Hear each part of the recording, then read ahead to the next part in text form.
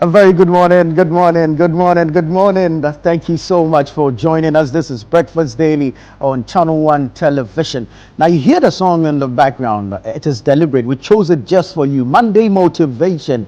And we're here to tell you that when you fall 7 times, you rise 7 times. The beauty in that phrase is the ability to rise again. So don't give up, don't let go, continue the fight, and one day it will definitely pay off. The title of the song is God No Go Shame Us, and the artist is Leslie Monza. Go check it out. It's out on every streaming platform out there. Go check it out and listen to the lyrics of the song, full of inspiration, full of motivation. And that's what we're bringing to you this Monday morning. Welcome to the show. As always, it is interactive, so send us your thoughts, your comments, your contributions. Let us know what you think about the subjects that we'll be discussing, as well as the various submissions that will be made by our guests this morning. Now, we have an alternative for you. The alternative is on YouTube and on Facebook. All right, so when you go there, you can drop a comment because we're streaming live on Facebook as well as on YouTube. However, we are interactive, very engaging on X as well as on Instagram, and we've reserved some exclusive video content for you on TikTok. So go follow, go subscribe, go like, go share, and all the beautiful things that you do on social media. Go and do same for us. We will appreciate you so much. Once again, you're welcome to the show. And this morning, I'm going to be riding from now till about 9 a.m. And then Philip Nilati and Chris Carter will take over, and then they'll steer the affairs of the show till 11 a.m. All in all, we'll entreat you to stay with us right here on Channel 1 as we bring you compelling content and, of course, exciting and insightful programming right here on this particular station. It's another beautiful Monday. We'd like to remind you of some of our programming. So every Thursday at 7:30 p.m., we have The Blanksons. The Blanksons is a family drama series, and it captures all the intriguing insights, the drama, the suspense, the concern, the 411, the beauty of a family setting, a typical Ghanaian family setting. And it is on Thursdays at 7:30 a.m. 7:30 p.m. I beg your pardon. 7:30 p.m. The a.m. is for me and my people right here on the show. So 7:30 p.m. every Thursday, catch Papa Blankson, his wife, and 2 kids. That stubborn cat and that beautiful sister. And then they have Mensa at the gate. Mensa, a fantastic character, that guy. He has the ability to say the wrong thing at the wrong time. Yeah, and he does it like, he doesn't have to force it. It's spontaneous. It comes to him just like that. And all in all, it makes the show quite interesting. So we want you to join us every Thursday at 7:30 p.m. right here on Channel 1 TV for The Blanksons. It's a Channel 1 TV original, Channel 1 TV production. And of course, we don't want you to miss out on any episode. And so we've put together a number of repeat slots. So every single day of the week, you get to watch The Blanksons except on Mondays. So let's run you through the various repeat slots, so you are aware, you are informed, and you do make a date. Thursdays is the first showing or the first airing. So a new episode airs every Thursday at 7:30 p.m. And then we have repeats on Fridays at 11:30 a.m., Saturdays at 7 p.m., Sundays at 4:30 p.m., Tuesdays at 3 p.m., and Wednesdays at 5:30 p.m. So like I said, every single day of the week, you get to enjoy The Blanksons except on Mondays. So Friday, Saturday, Sunday, Tuesday, Wednesday, and of course, a new episode shows every Thursday at 7:30 p.m. It's a Channel 1 TV production, and it's proudly sponsored by Nasco Electronics, Lizzie Shito, Out Multi-Purpose Insecticide Spray, and Everpack. So yeah, thank you to Nasco, thank you to Lizzie Shito, thank you to Out Multi-Purpose Insecticide Spray, and thank you to Everpack, for helping us bring you The Blanksons here on Channel 1 TV. Now, also showing on Channel 1 TV every Friday at 3 p.m. is World Cup Central. This is a football show specially curated, specially designed for the 2026 FIFA World Cup happening in Canada, the US of A, and Mexico. and it brings you all the backstories, all the backroom shenanigans, all the dressing room conversations, all the data, the statistics, the 411 regarding each team, each player, each jersey, each country represented at the World Cup. We have just about, 25 days or less to go, and this is the only show that brings you the story behind the journey of every team, that brings you, the potentials, who will be tagged underdog this year, who will be tipped as the most likely to win. All of that happening here on World Cup Central, hosted by Gabby Ofair and, of course, his sidekick Jude Duncan, who will be in the corner bringing you all the stats. Did you know that the US of A first went to the World Cup in 1983, and same year was their best performing year, where they placed third in 1983 FIFA World Cup? You get all that details right here on World Cup Central. So join us, don't miss it, every Friday at 3 p.m. here on Channel 1 Television.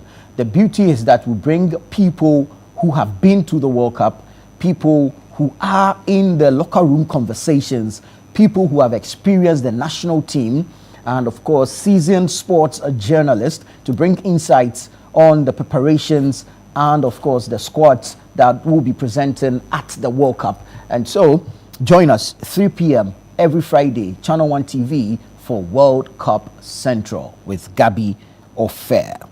That said, let's zoom into the month of June and let's tell you what's happening in the month of June. Now, here at Channel 1 TV and of course 97.3 City FM, the various months are themed, especially from, the month of March, which is our Heritage Month.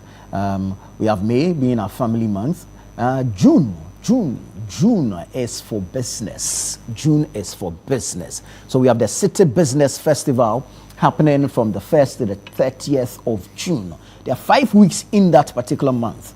So there's a lot for you to chew on, especially if you are a startup, especially if you're a small scale or medium scale enterprise and you're looking to scale up your business. You're looking for insights to sustain your business, to ensure profitability of your business. The City Business Festival is for you. You don't want to miss it. So join our on-air programming, which will be bringing you nuggets of business wisdom from seasoned industry players, business giants, experts, you name it, analysts in the profession. We'll be touching on special sectors within the business environment, and we hope that you stay with us throughout the month of June for the City Business Festival, which is brought to you by Channel 1 TV and 97.3 City FM in partnership with Absa Bank, and also sponsored by Absa Bank, MTN, Petra, Zonda. So big shouts to Absa, big shouts to MTN, big shouts to Petra, and of course big shouts to Zonda for holding us down and of course making it possible for us to bring you the City Business Festival. Now be on the lookout also for the outdoor events, okay? There's a boot camp that will be happening as part of the City Business Festival. We'll give you all the details as the days roll by. All right, that said, go onto the Google Play Store and download the Channel 1 News app. That's where you get all the news, relevant as it is, regarding showbiz, lifestyle, culture. If you want to know about nightlife in Accra, the capital, ACCRA, go to the Channel 1 News online app. Download it. You get to know about the culture of Accra nightlife and, of course, nightlife around other parts of the country. There's a particular segment for that. However, your business, your current affairs, your politics, your sports, all hosted right there on the Channel 1 News app. So download it from the Google Play Store and you have access to all the 411, all the info, all the news that you're looking for. It's relevant, it's accurate, it's factual, it is timely. So go and download it now. The interface is quite user-friendly, simple to navigate, easy to access. You shouldn't have any challenges whatsoever. So that's the Channel 1 News app hosted on the Google Play Store. Download it now. Okay, let me take you to newspapers. Let's get the details of the various headlines making the front pages of the dailies this morning. Daily Graphic is where I'm starting from. New economy model takes shape, set for 2027 budget. 1.6 billion US dollars private sector boost for jobs. And it comes with a picture of Dr. Kasiel Atuba Forson, the finance minister. New economy model takes shape, set for 2027 budget. $1.6 billion private sector boost for jobs. Large mines spend $25.2 billion locally over decade. That's according to the CEO of the Chamber of Mines, Kenneth Ashibe. Enough talk. Ghana must become nation of builders. Otumfuo charges Ghanaians. And then my man is here on the front page. Professor Hinson, named Africa's most influential marketing thinker. Professor Hinson named Africa's most influential marketing thinker. So that's on the front page. A few sports stories on the back page. Mediama crowned Ghana Premier League champions. Okra inspires Bechem United to beat Kotoko. And you have Hearts stumble at Summertex. Hearts stumble at Summertex. All of that in the daily graphic. Go grab a copy and you get the details. Let's move to the Chronicle. The Chronicle says Mahama is resurrecting the criminal libel law.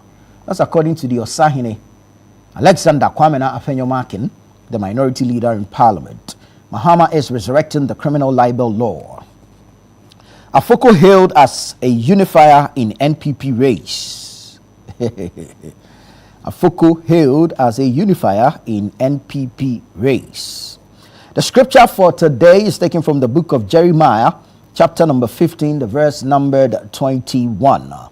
So I will deliver you from the hand of the wicked, and I will redeem you from the grasp of the violent. Jeremiah 15:21. So I will deliver you from the hand of the wicked, and I will redeem you from the grasp of the violent. Okay, may the Lord add his blessings to the reading of his word. So that's the Chronicle. Let me take you to the Ghanaian Times. Ghanaian Times has a picture of the president, and the story says, post IMF extended credit facility program, government to invest 1% of GDP in key sectors. Post IMF extended credit facility program, government to invest 1% of GDP in key sectors. Resist doctrines alien to Christian values. That's Reverend Stephen Yenusom Wengam speaking there. Blue water guards record gains against Galamsey. That's according to Emmanuel Amakufibua, Minister for Lands and Natural Resources. No blanket renewal of mining leases, experts tell government. And over 5 million Ghanaians may have kidney disease. Over 5 million Ghanaians may have kidney disease. Charlie, let's all go and check. You never know. Back page, Kotoko and Hearts lose. Kotoko. Anyways, Arsenal will play today, so hopefully we'll get some good news. Two more wins, and we are Premier League champions. Dreams FC thrash Gold Stars to stain title hopes, and then you have Vision FC stun Nations FC. So that's on the back page of the Ghanaian Times newspaper. Let me take you to the Daily Guide. Daily Guide says, Abronye and others remand political persecution. That's according to Afenyo Markin, the minority leader. He says Abronye and others remand political persecution. Okay, let's do the court cases and then we'll do other stories. Buffer stock case. Hanan and wife charged over 62. Let me take it again. Buffer stock case. Hanan and wife charged over 62.6 million cedis theft. Voila. Hanan and wife charged over 62.6 million cedis theft. 7 Ivorian stowaways rescued at Temaport. You do store away thinking that after 3 months at sea you reach Spain or you reach somewhere. You dey go now. Defend Christian values. That's according to Reverend Wengam. And Afoko's ex-headmaster endorses his leadership skills. Oy. How old is the headmaster now? A Focus ex-headmaster endorses his leadership skills. All right, so that's on the front page of the Daily Guide. Let's move to the Republic Press. State goes after Wontumi again in 30 million cedis Exim Bank case. State goes after Wontumi again in 30 million cedi Exim Bank case. Ex-NAFCO boss back in court over 60 million cedis allegations. Kwaustu fights public presentation of distilled chief. Kwaustu fights public presentation of distilled chief. NDC extends branch election nominations deadline. KIA renaming case. Supreme Court gives Attorney General ultimatum to respond. And double track system to end by 2027. That's according to President Mahama. So that's the Republic Press newspaper. The Herald. Larry Dugbe's The Herald newspaper is here. Goldfields Ghana to hunt down Mahama with South Africa's president as neglected Takwa chiefs, youth groups demand radical changes in mine lease or Goldfields Ghana to hunt down Mahama with South Africa's president as neglected Takwa chiefs and youth groups demand radical changes in mine lease or Dr. Sledges and strange wife struggles to explain multi-million-dollar account. Yoko and OSP parallel probe into Goldridge transactions. Blue Water Guards initiative yielding positive results. That's according to Lands Minister. Illegal miners survive near fatal underground incident at Konongo. EcoBank puts up strong face in massive legal defeat to Daniel Ofori. EcoBank puts up strong face in massive legal defeat to Daniel Ofori. So that's the Herald newspaper. Let's do the news center. Elvis Dako's The News Center. ICC taps Biden as vice chair of Global Digital Economy Commission. ICC taps Biden as vice chair of Global Digital Economy Commission. Abronya's arrest and bail denial meant to stifle dissent. That's according to the minority in parliament. Ghana must move from slogans to production. That's according to the Santehene Tumfose to the second. Davis Opoku calls for Ghanaian control of mining assets. IMF flags major risk after Ghana's bailout exits. So that's on the front page of the News Center newspaper. Let's do the New Republic. Okay, this is the new publisher. I beg your pardon. The new publisher says, Afenyomakin wants culture of silence returning to Ghana. They want to silence opposition. Arrogant appointees chopping big alone. NDC foot soldiers spit fire. Headmaster speaks. Afoko, my student, has integrity. NPP needs him. So that's the new publisher. I'll take it to the custodian. Custodian says, Abronya bill denial mirrors PNDC era persecution. That's according to the minority leader. RTI Commission fines Finance Ministry 100,000 cedis. BNI and CID chase NPP activists for exposing abandoned industrial projects in Hohoi. You have the Afuko and his headmaster story here as well. And then you have government rules out compensation for DDEP bondholders. And then you have work with integrity and diligence. Apostle Nyameche urges Zoom Lion Kenya staff.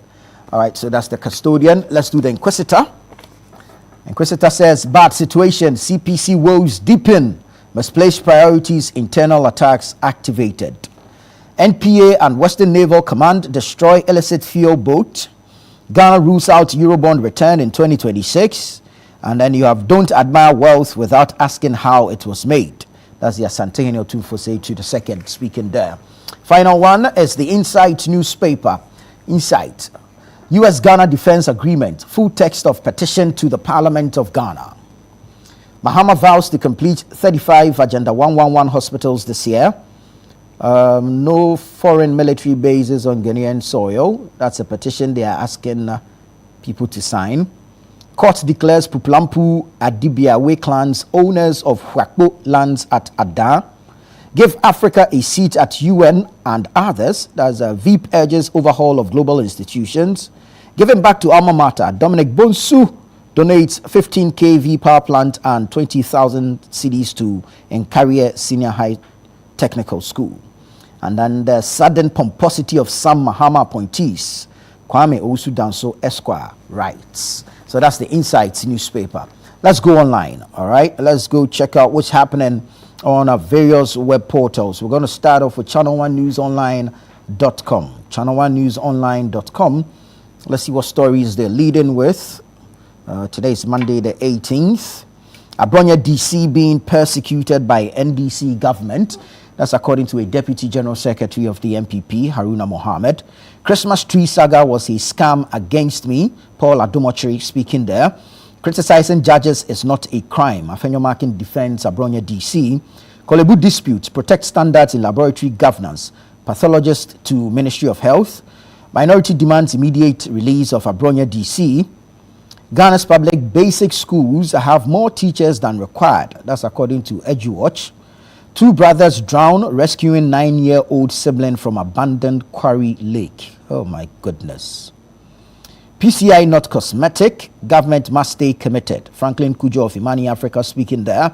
GWL shuts down Kweve water plant over extreme turbidity levels. Government should reduce involvement in business activities. That's Lamti Apanga. EcoBank pledges to respect Supreme Court ruling in Daniel Ofori case. Ghana Navy rescues 7 stowaways from oil tanker off Tema Coast. And STC, State Transport Corporation, promises 120 new buses amid terminal delays. All right, so that's on channel1newsonline.com. Channel1newsonline.com. Let's go to citynewsroom.com. Citynewsroom.com. Makola redevelopment. Traders' welfare will be protected.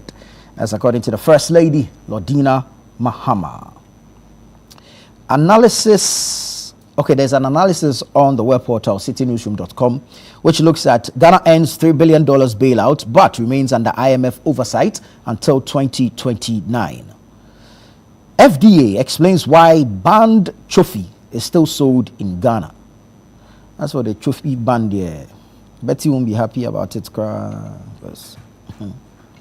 20 new charges filed against ex-NAFCO boss. Ghana fails to win gold as 24th African Senior Athletics Championships end in Accra. Blame Exim Bank for loan fraud, not wound to me. That's Haruna Mohammed of the MPP. Adomochiri says, I lobbied Akufo-Addo for GACL board chair. Chairman Wuntumi charged in 30 million cedis Exim Bank loan fraud case. Abronya DC's remand an assault on constitutional rights. That's according to Afenyo Markin. And then you have tidal wave destroys 13 houses in Mori. Over 80 residents displaced. So go online, you get the details of these stories and several others. citynewsroom.com as well as channel1newsonline.com. But guess what?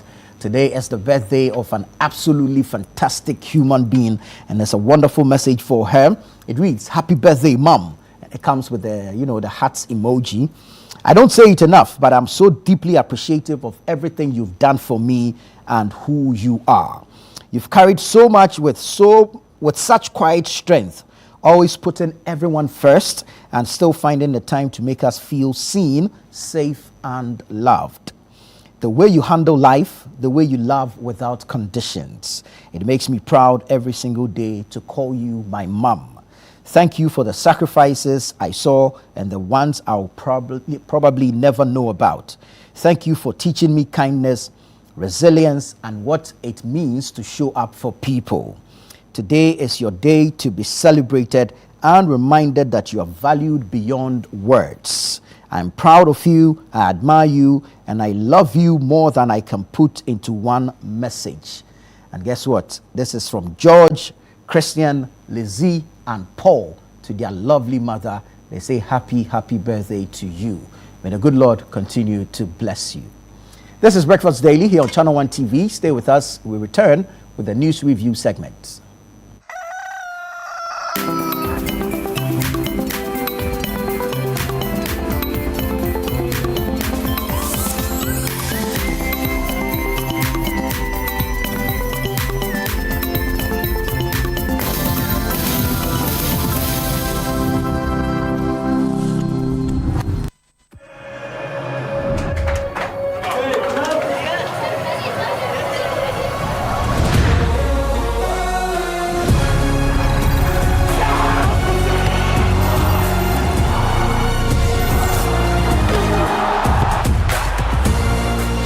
16 June to 19 July, everything can wait. The FIFA World Cup 2026. Catch all 104 matches from as little as 98 Ghana cedis live on SuperSport, only on GoTV. Life is a celebration of moments. Big and small. The sun is scorching, I'm feeling the heat. With Piva Drink, every moment becomes a refreshing celebration. From the beach to your home, in every corner of your world, Piva Drink adds a burst of refreshment. Give me Piva Pop too, and tangerine.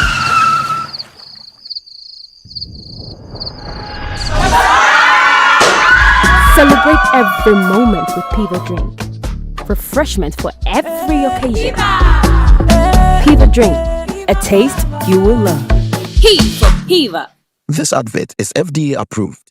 From Accra to Buenos Aires, from Lagos to London, the world is locking in for the greatest football spectacle on earth, the 2026 FIFA World Cup. But before the first whistle cuts through the noise, there's a deeper rhythm to the game. Every badge carries history, every player brings a story, every number means something. Welcome to World Cup Central, only on Channel One TV. Hello and welcome to another episode of World Cup Central right here on Channel One TV. Your home of football intelligence with African energy and global perspective. We're taking you beyond the highlights, from powerful eye-opening stats to sharp breakdowns of every qualified nation to insights that change how you see the beautiful game. Their first appearance was in 1930 and their best finish at the World Cup was third place in 1930. That was a long. Family pressure can feel heavy, especially when love comes wrapped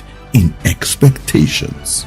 But how do you honor your family without losing your voice? On Lifeline this week, we're having an honest conversation about handling family pressures, setting boundaries with respect, choosing your own timing, and living the life that fits your purpose. The importance of family cannot be overemphasized, but sometimes the influence of family can feel like a pressure and can even be overwhelming.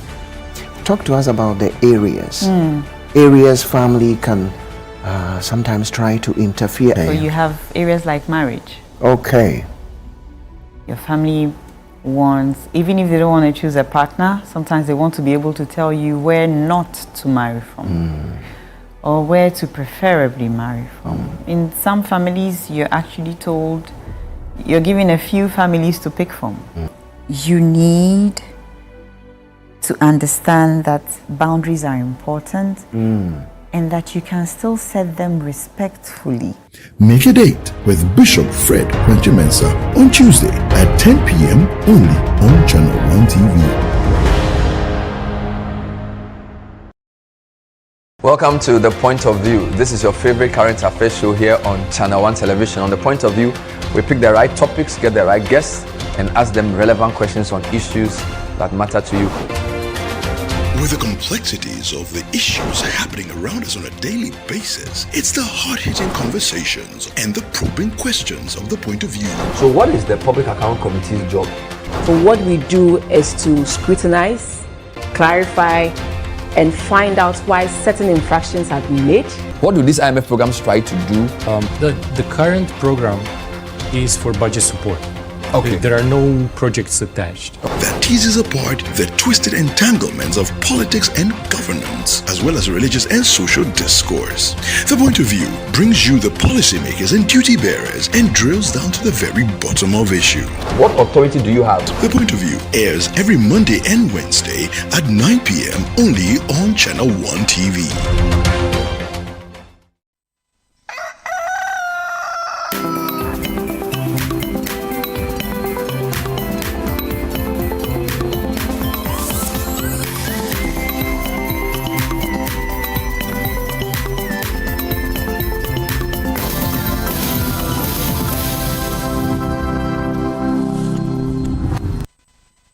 Hello there. Welcome to the news review segment on Breakfast Daily. I am Nanatufo Boateng. We're going into a conversation on some topical issues, and we're extending an invitation to you to join these conversations. Send us a text via the WhatsApp number on your screens.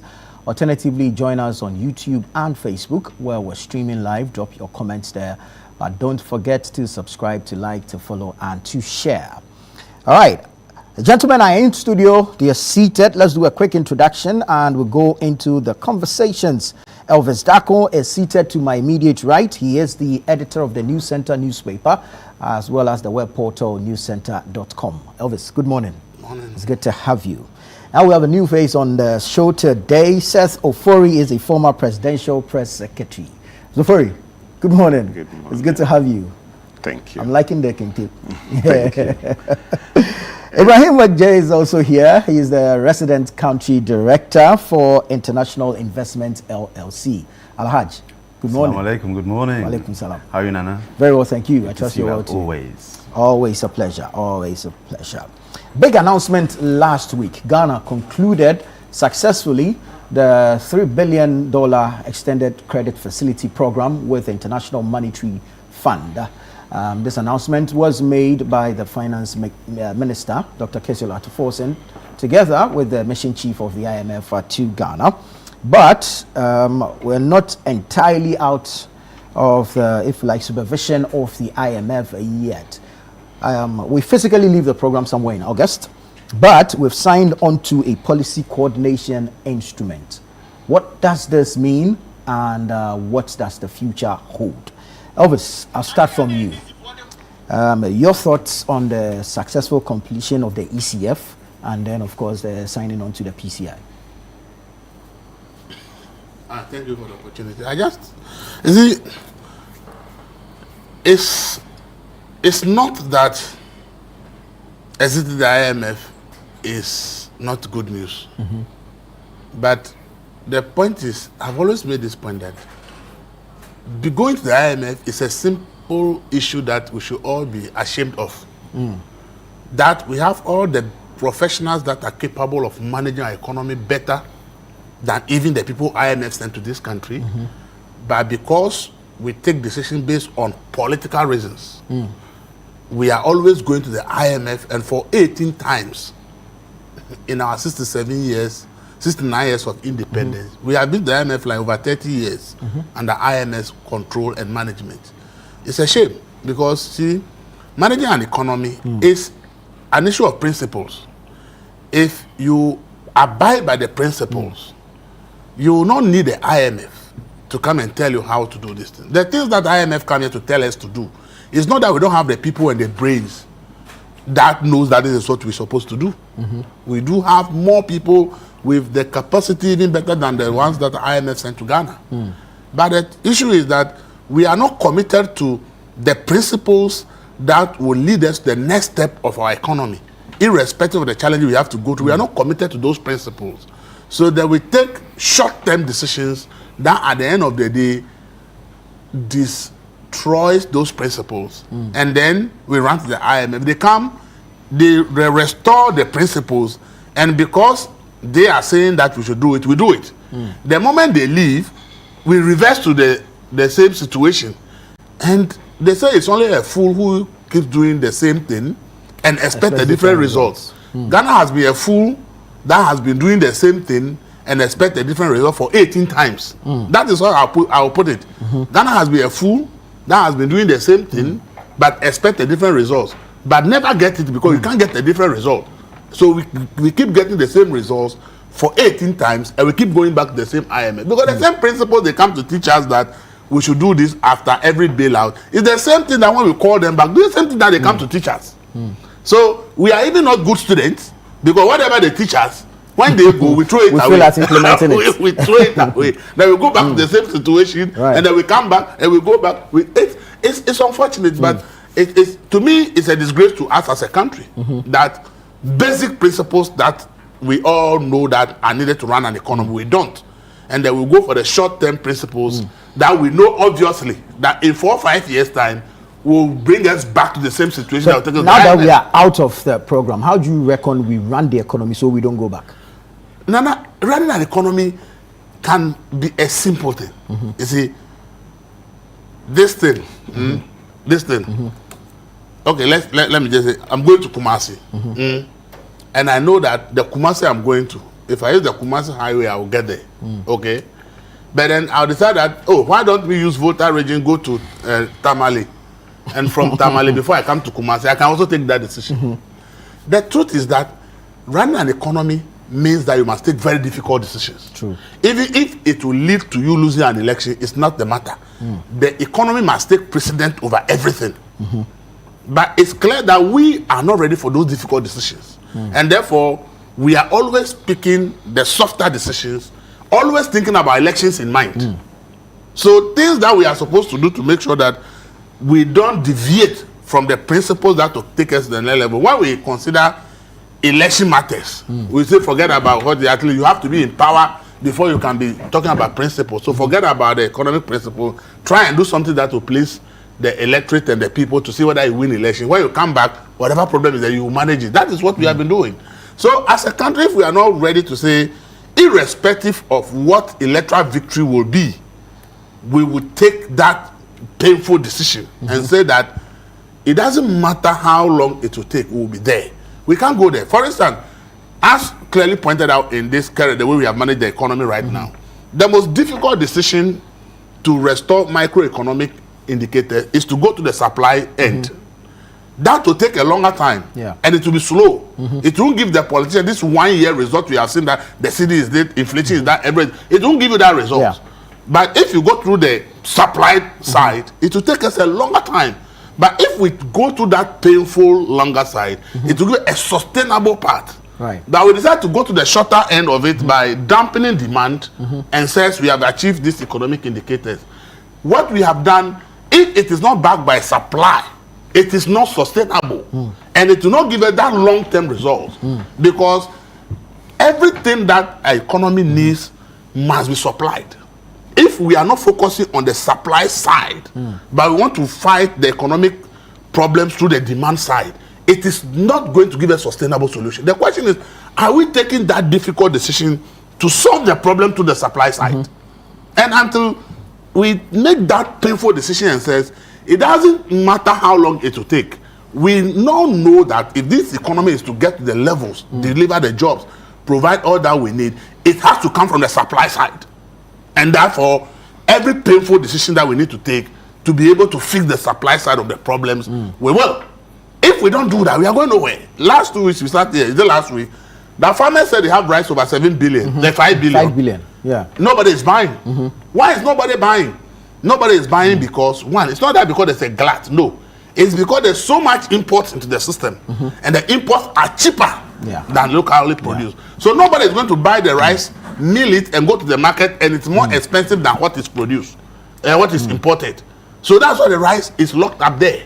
But I have said, why is it that as a country, we are spending money to import rice, use it to feed school children?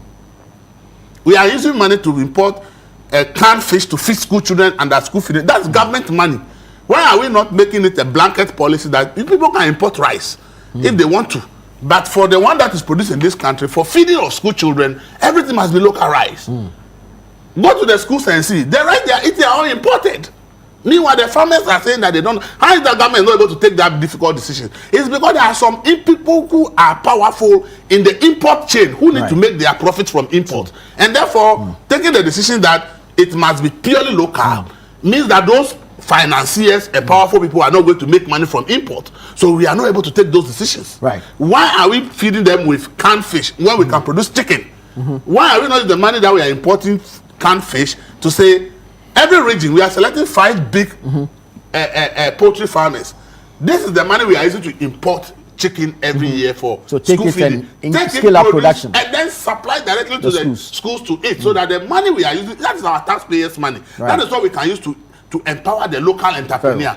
But then, because a politician or some powerful people are in the import line of business and need to make money, it's difficult for us to make that decision and says, we are not against imports. But when we are using public sector money. Taxpayers' money, to feed school children, that one we think that money must go directly to the local production that produces to feed it. That is why you begin to be fixing the issues of the supply side. But then when we inject $11 billion to bring the dollar down, and we bring inflation down by spending 16.7 billion to mop up excess liquidity and dumping demand to bring down inflation to 3.6. Meanwhile, you are going to borrow 17 billion to pay salaries. Workers. Do you understand what I'm saying? How do you borrow 16.7 billion to mop up excess liquidity? And then you said you are broke, that you don't have money that you spend to mop up this. You go and borrow same amount to now be able to pay salary. You must take the difficult decisions that no, we won't borrow to pay salary. We should do the right thing to fix the problems of the demand side. So we must take that difficult decision. But right now, so far in this Ghana, we have always chosen the softer side over the hard decisions. And as long as we continue to go that way, because as we speak, nothing shows that we are changing. Even though we are exiting IMF, as we speak, there's nothing that you can look up to and say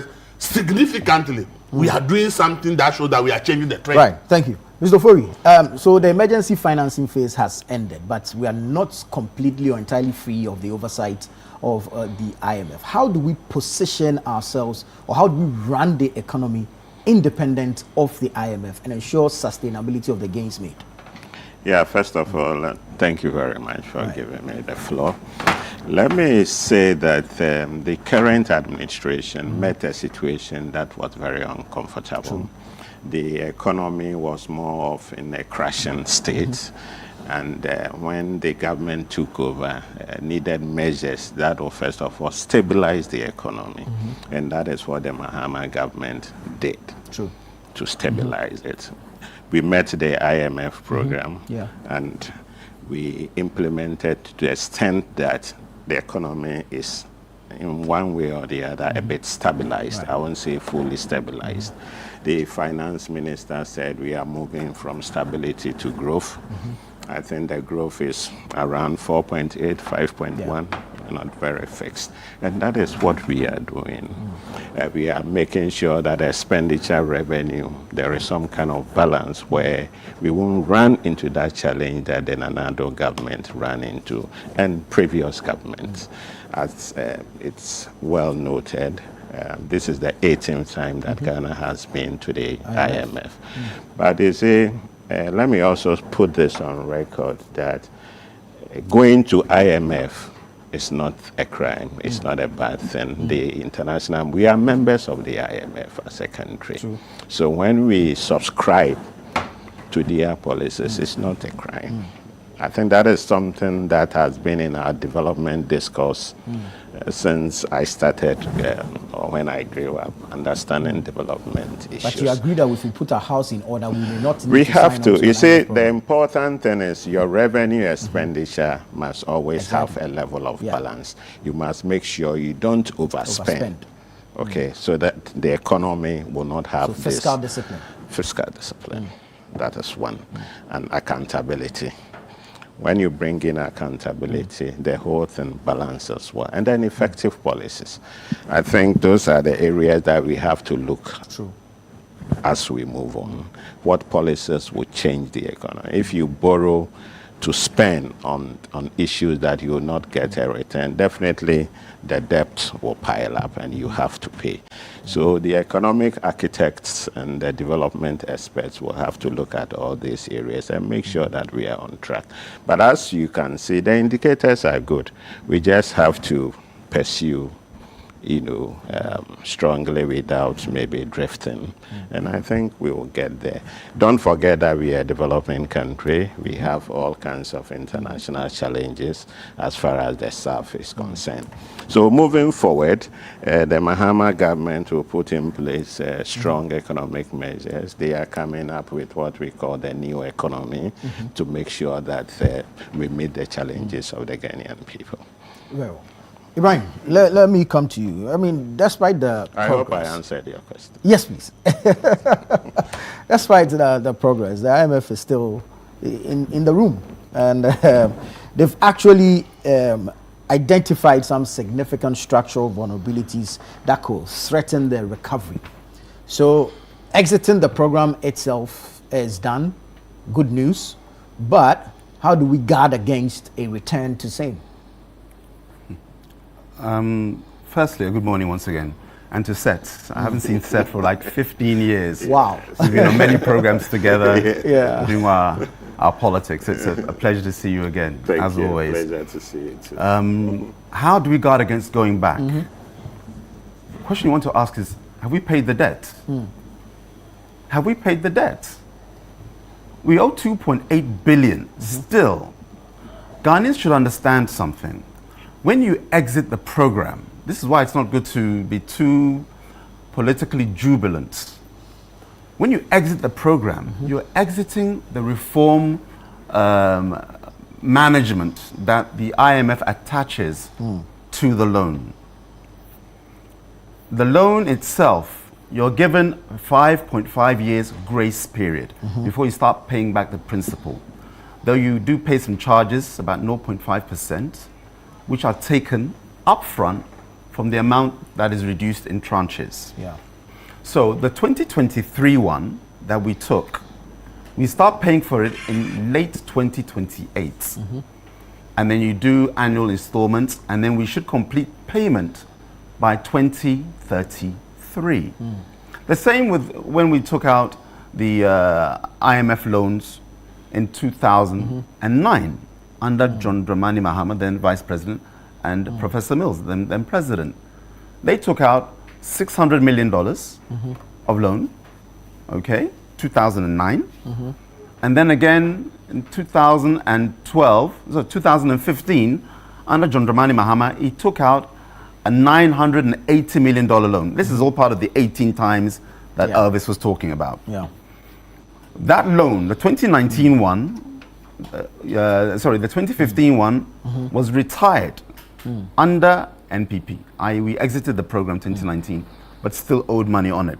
So I'm giving this backstory, Nana Tufo, to answer your question. How do we afford going back? We are still inside. We are still inside. Until and unless you pay and retire the debt fully, then you can say you are sovereign independent. Now, let me give you a time in our history when we fully retired the loan. Countries that have done it are Botswana and Senegal. I mean, they've retired, i.e. they owe zero. In 2007, what we did was then we went in for, so we retired the loan fully because in 2001, President Kufuor went in for the highly indebted poor country facility, HIPC, as well as the multilateral debt relief. At the time, we owed in excess of 6 billion to the IMF and other institutions such as the Paris Club. When President Kufuor in February 2001 said we're going HIPC, let me mention somebody who you can check in Hansard. Then John Dramani Mahama, a member of parliament for Bole, stated that this going to HIPC will in fact tarnish our image financially and see us as a country whose economy is wasted. I'm paraphrasing. This is John Dramani Mahama, 2001. Meanwhile, MPP came over to take the reins of a collapsed economy that the very same John Dramani Mahama was a member of the previous government. Good. So while criticizing President Kufuor for looking for a relief for something that they had caused, I'm talking the NDC at the time, what happened? History proved us correct. That loan was retired in 2007. We took out 200 million Ghana cedis during President Kufuor's time. But when the HIPC kicked in and the multilateral debt relief kicked in, $4 billion worth were removed. And so we started 2007 with zero owing to the IMF. And it's only when you exit, when I say exit, it's only when you pay in full that you truly exit their supervisory program. Now, they will tell you that their program is designed to make sure that your finances are in order, your reserves are good, your currency is stable. That's what they say. Up front, we're here to help you. That's what the Rothschilds will tell you. The owners of the Bretton Woods Institution. Let's understand who owns the money. Sometimes we say the World Bank. It is the family bank. Yeah. It's a misnomer. World Bank. It is a family bank owned by the Rothschilds. And what do they do?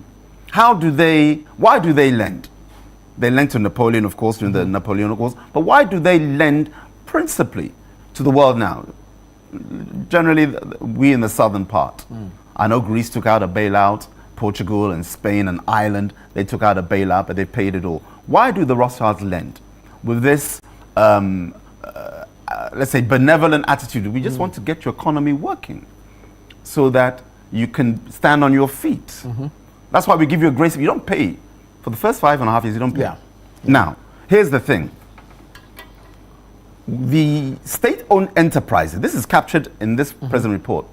The World Bank says, while you've exited our program of supervision, though there's, the PCI, as you mentioned, still in place, they're saying that state-owned enterprises pose a risk to the economy. And you know the push there. Sell, privatize. So the state-owned enterprises are no longer part of your burden fiscally. Let the private sector come in and own those resources. The chief architects who sold Ghana's sovereignty are the NDC, PNDC, NDC.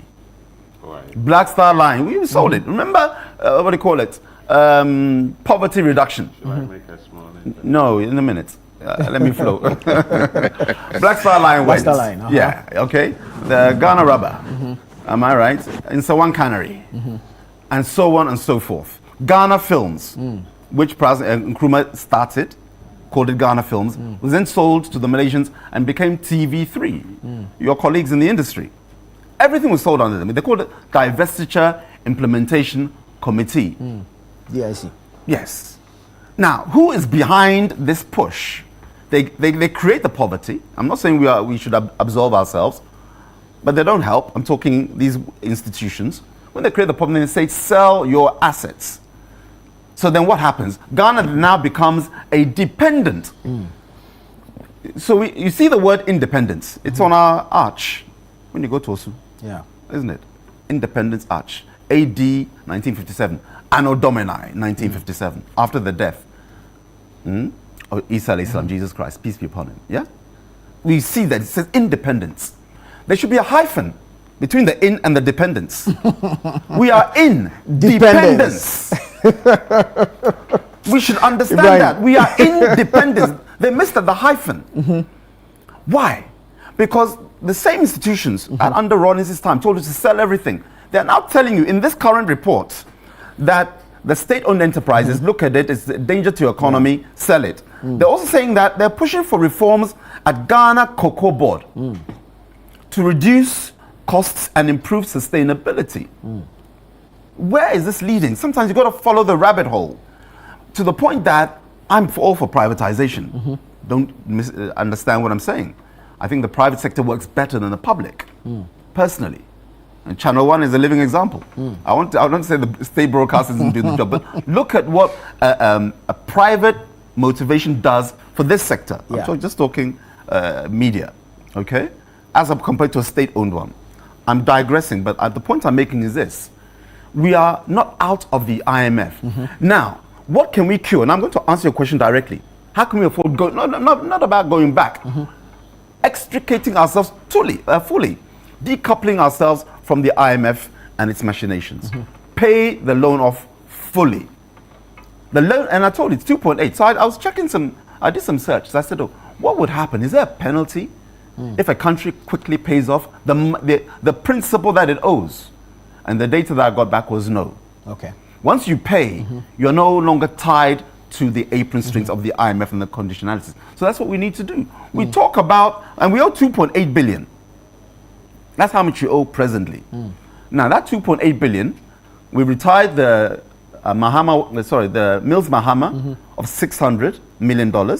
Then the Mahama one himself in 2015, 980 million. Then the Akufo-Addo one of President Akufo-Addo of 3 billion. They've actually only released 2.8 billion. And that's how much we owe. So each administration pays off the legacy. There's a final tranche, right? Yeah. There's a 200 million left. So each administration links to what the 18 times that we've been, when, as Elvis said, we keep adding, passing the buck. Then the next administration, we the Ghanaians, and when we say each administration, Ghanaians, we're the ones who pay for it. Let's understand that when your taxes go up, we're paying a debt owed to the IMF. So how can we cure it? You pay it off. Elvis mentioned that we had to go and borrow some 16 billion earlier on. Yeah. Just to pay workers. So Ato Forson should explain something and make it make sense. With all these, we now have import cover of 16 billion or something in terms of our reserves. So we have 6 months of import cover, isn't it? Yeah. Isn't it prudent, wise, to say, do you know what? But we owe these guys, and they are squeezing our balls. We can't even recruit because we're tied to them. I'm talking IMF. So this export cover, the export cover or import cover is based on our reserves, money we have. Yeah. Why not pay that money off? Under Vice President then, His Excellency Alhaji Dr. Mahamudu Bawumia, we started the gold purchase program. Yeah. We had 8 tons of gold that NDC had left to us in 2017. Because of from independence. They will stop buying gold in the 70s. Thank you. Thank you So for the it's not correction, like- Elvis. But that's what they bequeathed to us. Yeah. Good. That's what they inherited. That's what they inherited. And they left even it. better. Even better. They also inherited it. Pepe, I'm 100% on board. Elvis, thank you for the. What they inherited and then bequeathed was 8 tons of gold. Okay. Dr. Mahamudu Bawumia cleverly, fantastically said, look, why are we doing this to ourselves? Why not purchase the gold, and then we have the forex, and exchange it for the forex, the gold, and that helped to stabilize the economy. And we then took it from 8 tons to 30 tons. I'm coming with my submission now. The very same NDC government under John Dramani Mahama, just 2-3 weeks ago, told us that they sold over 21 tons of that 30 tons. 27 tons. I'm quoting the Bank of Ghana. 27.6 tons. Thank you. Nearly 28 tons. You're leaving with 2 tons. You sold. Where, and again, I'm speaking to Ato Forson here and His Excellency John Dramani Mahama. Given how much we owe, and remember your legacy is inside, I'm talking the 2.8 billion. Why not pay that money off? Because there's no penalty. When you pay it off, now you can breathe and the economy can work without these strings attached. And I'm not saying that because you paid off, then you somehow, with unbridled fashion, go haywire and borrow profusely. I'm not advocating for that. But it is a solution. It is a remedy that any administration. But when you rush to pay it off, won't you have challenges running the economy? No. You would. No. Because you still have salaries to pay, which outweigh your revenue. No. You definitely have challenges. No, I disagree. No, Ibrahim, I don't think this will work. Your economy. Listen. Ibrahim, do you know something? You've spoken for long. Let me just come No. in. No. You had a chance to make a submission. Your submission was 2 minutes. Then you were given 10 because you had nothing to say.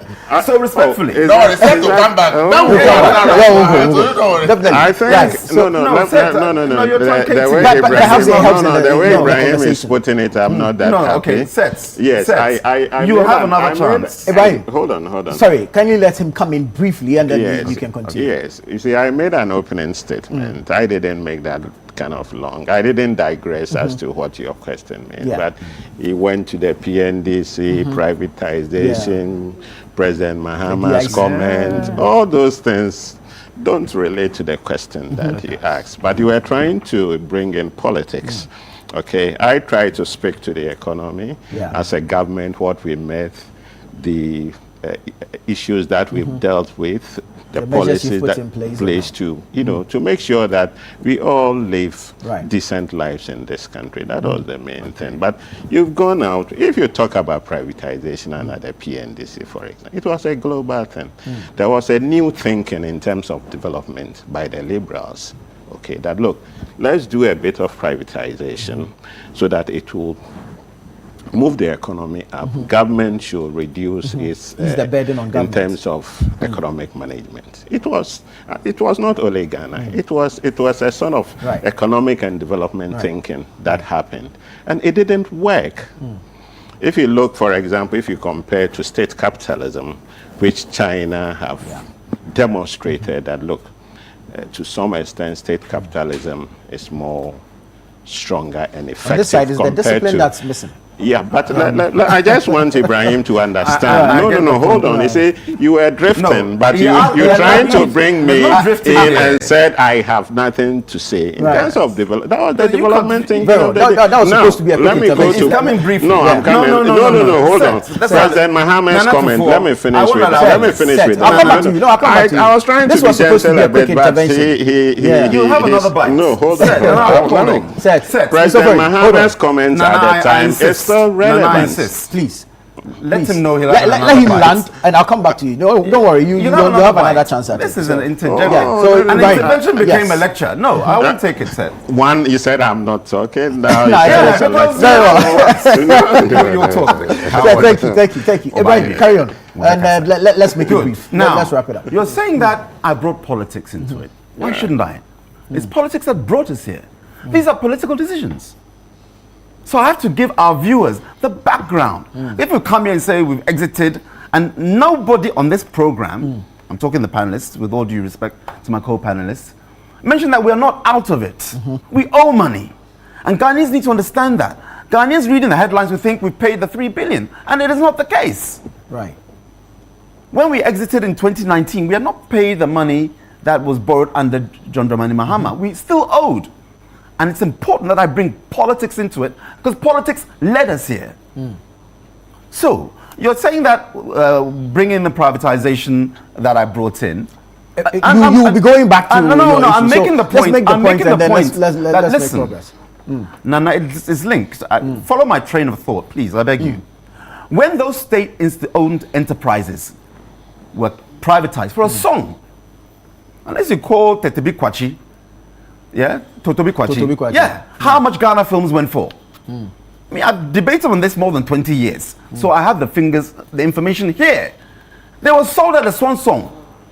Tomo, watch it, chicken change, they will say. And then they collapsed them. So when they collapse them, unemployment increases. Not so? Yeah. So when you collapse unemployment, when you increase unemployment, don't you increase poverty? Then the cycle again starts again. When there's poverty, then we have poverty, growth, reduction. So you see how it's linked. And I mentioned how the Bretton Woods institutions are adept at making sure that you always borrow. So if you collapse institutions that employ Ghanaians, now everybody's unemployed. Won't you now go back to the very same people? All right. So those are the points that I was making. Okay. That how do you prevent us going back, paying off the loan? And then you said that if we paid off the loan, won't it affect our economy? And I can't understand. And I'm not denigrating your statement sets or even Elvis's intervention that we can't run our economy properly. Elvis is opening submission was we have the people. Indeed. We have the people that can actually make the economy work. We don't need Bretton Woods. So if I now say that we paid off early, so we're now no longer tied to their conditions. And you're telling me, are you telling me unless the white man, and I'll go racial. You say, let me come in. I beg you. What I'm saying is, there's a period within which we have to pay. Yes. And we still have to run the economy. Giving 10 years. Exactly. Altogether, it's 15 years. 15 years, but 5.5 years grace period. And then 10 years. But if you rush to pay, my issue is you still have your economy to run. Yeah. You've made some gains. Yeah. Why not continue with the gains, sustain same, and then grow the economy to the extent that when you take out the money to pay, it does not impact the gains you've made? Okay. So here's a case of a loan shark. Somebody, your landlord, always wants you to forever be renting from him. He never wants you to accrue enough money to buy your own apartment. Understand the logic we're working with, gentlemen. Your landlord ever wants you to be paying rent. He never wants you to see you gain enough money, buy your own or build your own house. But you pay rent to the landlord has nothing to do with you gaining money. You think we are not paying rent? I always told you. No, listen. If we continue, we'll go at it for a while. Let me bring the other gentleman. I always told you we've gone there 18 times. Yes.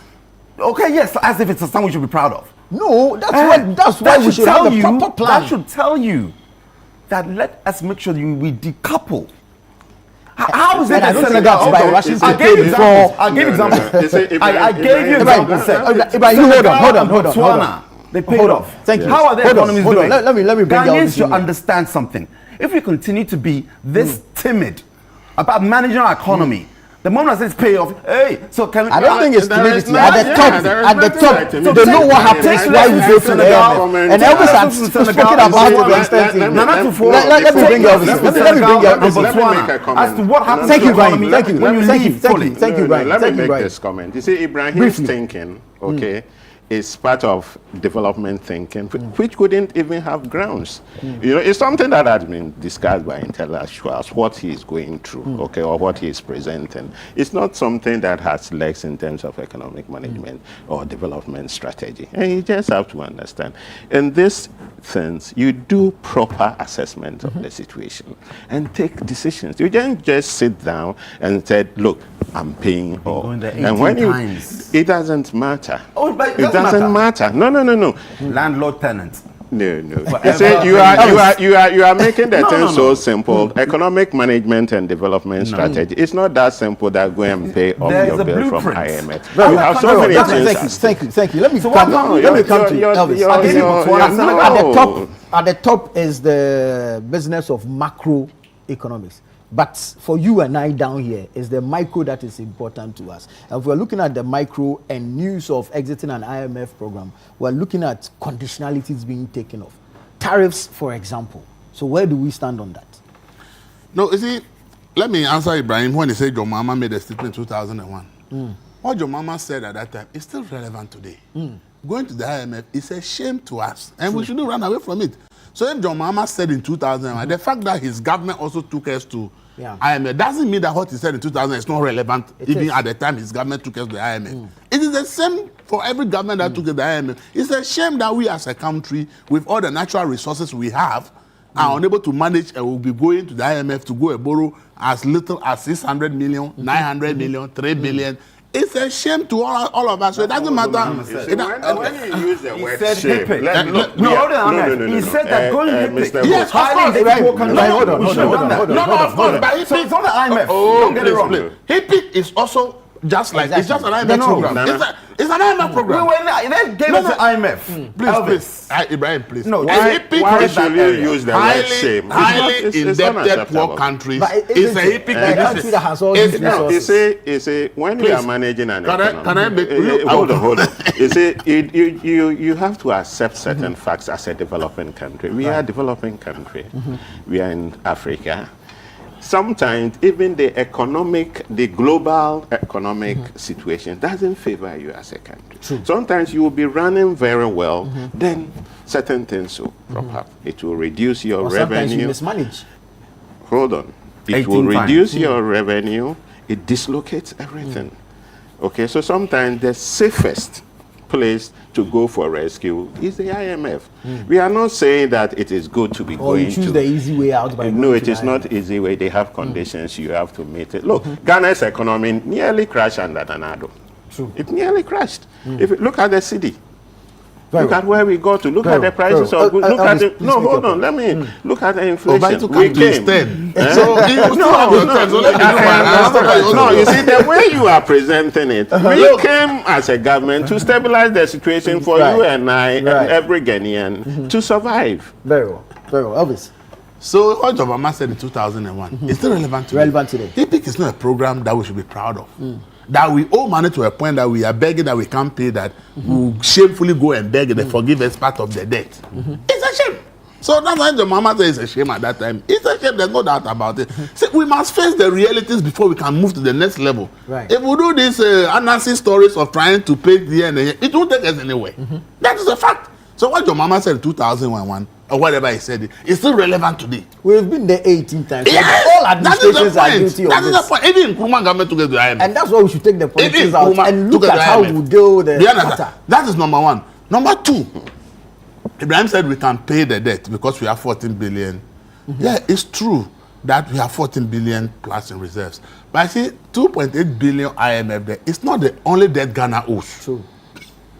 You understand? It's part of over 30-40 billion dollars of debt that we owe, which is about 660 something billion debt. So the 2.8 billion, if it's the only debt that we owe, and you are saying let's pay it up and be free, then that's why you are making a point. But when that's not the only debt we owe, and the other debt you owe to, you have interest to pay this year. If you say you want to go and pay the 2 point, how do you pay the interest that will accrue on the other loans? That is why I said that if you say you should go and pay and just will be free, it sounds as if that's the only debt Ghana is owing. If it is the only debt, paying it is easier. But when you have, it is a subset of a bigger debt. And that bigger debt also has huge interest that will accrue for you to pay. It's not as simple as they put it. So let's understand that the IMF 2.8 billion is just a subset of the over 40 billion of total debt that Ghana owes. The economy is still vulnerable to external shocks. So that is why if you rush that, I'm going to pay 2.8 billion. The reason it will affect you is that you have the bigger debt and its interest that are accrued for you to pay. So how are you going to pay? You wipe up all your reserves. If you wipe up all of your reserves, it's not even going to pay half of the debt we owe as a country. Or not, that is just our sovereign debt. Even if we clear all the reserves we have now, you can't pay even half of our sovereign debt. So we can't be free from it by just going to pay. So you need to look at how do you pay the IMF? How do you pay the down that's accruing? Because for the bigger debt, there are commercial debts, which the interests are higher than the IMF debt. So if you have commercial debt with higher interest and IMF debt with smaller interest, the question is if you have money to pay, which one should you pay first?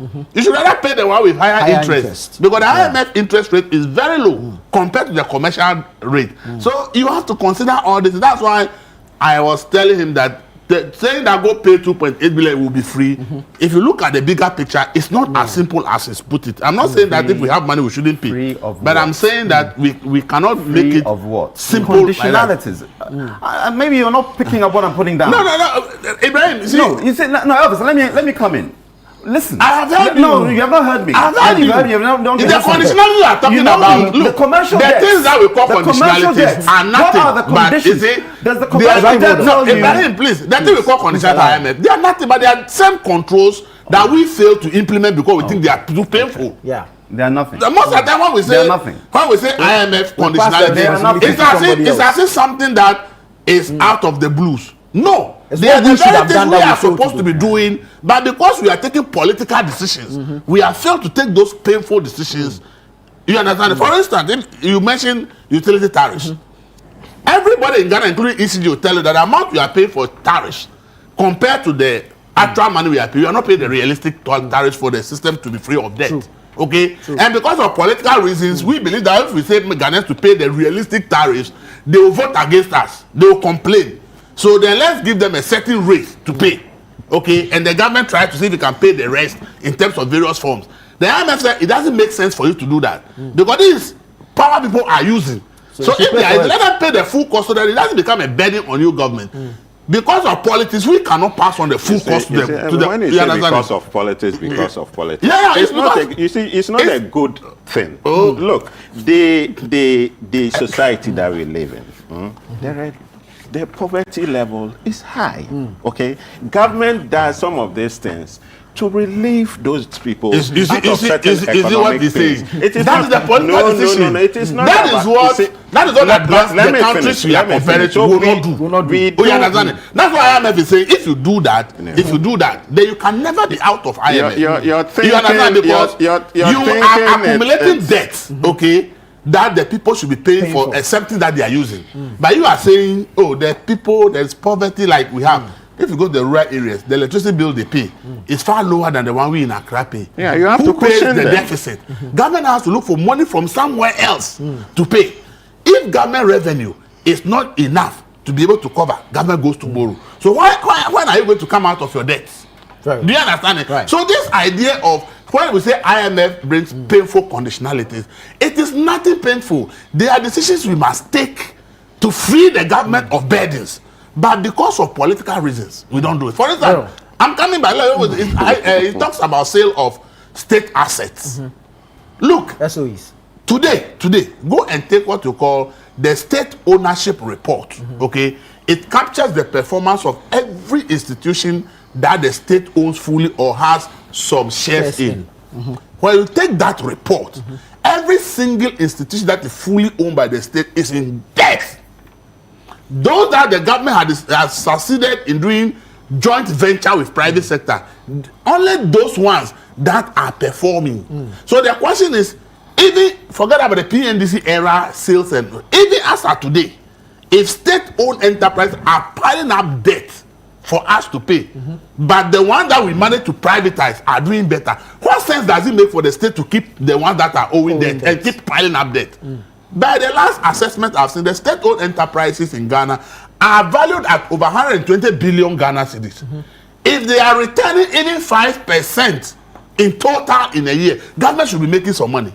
But go and check the debt that they are piled on to government. And when the government is 100% owner, it means that all the exposures are and the risks are on government. So when there are losses, it's government who will take our taxpayers' money to go and rescue that institution. So for me, this argument of state owning, the question is, are they performing? And I'm giving you, anybody who wants, just go to SIGA website, download the state ownership report, read. They've done they always do a very good report. They tell you all those that are 100% owned by the state, they are state of finances. And they tell you the state owned institutions that are joint ventures with private sector, they are state of, and it is clear that it makes no sense for government to be owning institutions that are piling up debt and taxpayers' money that should be used for roads, water, and other things. We now go and pick it and say we want to bail out those institutions. If IMF come and say, if these institutions you are dead, why don't you give it to private sector so the private sector actually take the risk of the government? How is this a problem? But we call it painful prescription by the IMF. So the point is that the things we are supposed to do to make sure that institutions work, we don't do it. And when the IMF comes and says these are the things you do are supposed, and we know that that's what we are supposed to do, but we are unable to do it for various things we think about, then we say IMF prescriptions are painful. Painful in what way? The debt that they are piling up for us, that we have to use taxpayers' money to pay, and given to the private sector that the government will no longer pile up anything. Which one should be made more painful to the Ghanaians? Thank you, Elvis. Thank you, Elvis. Mr. Verdi. Yes. It's interesting listening to him and trying to push everything to politics. You don't think it's as political office holders and as government officials, both sides, MPP and DC, one, you have a responsibility to make sure that your citizens live a decent life. You have a responsibility to make sure that your citizens have decent jobs, that they can take good care of themselves. If you look at even the UN Sustainable Development Goals, you have a responsibility. We must carry everybody along. No one should be left behind. And you can only do that by making interventions. Serious, if you go to the local government level, go just cross Accra a bit. Look at the poverty level. There are people who can't even have 20 cedis a day. They are there. People who don't have 50 cedis. Just imagine commercializing electricity. What will happen? How many people can pay? Are you with me? So government have a responsibility to make sure that all the economic machinery run well to the benefit of all of us. So the disadvantage must be factored in. We have to make sure we cushion the situation so that they can survive. So if you see government subsidizing electricity, it is government's response. It is a good government that subsidizes electricity, especially in developing economies. We are not you borrow to pay them subsidy. Hold on, we are not a developed economy. We are a developing economy. You must carry everybody along. Are you with me? Look, all this stuff of privatization that both of them said, we did that in the interest of Mother Ghana. The PNDC, NDC era, the development thinking at the time was that, look, do more privatization. Don't hold on to the certain production activities. The state shouldn't hold on.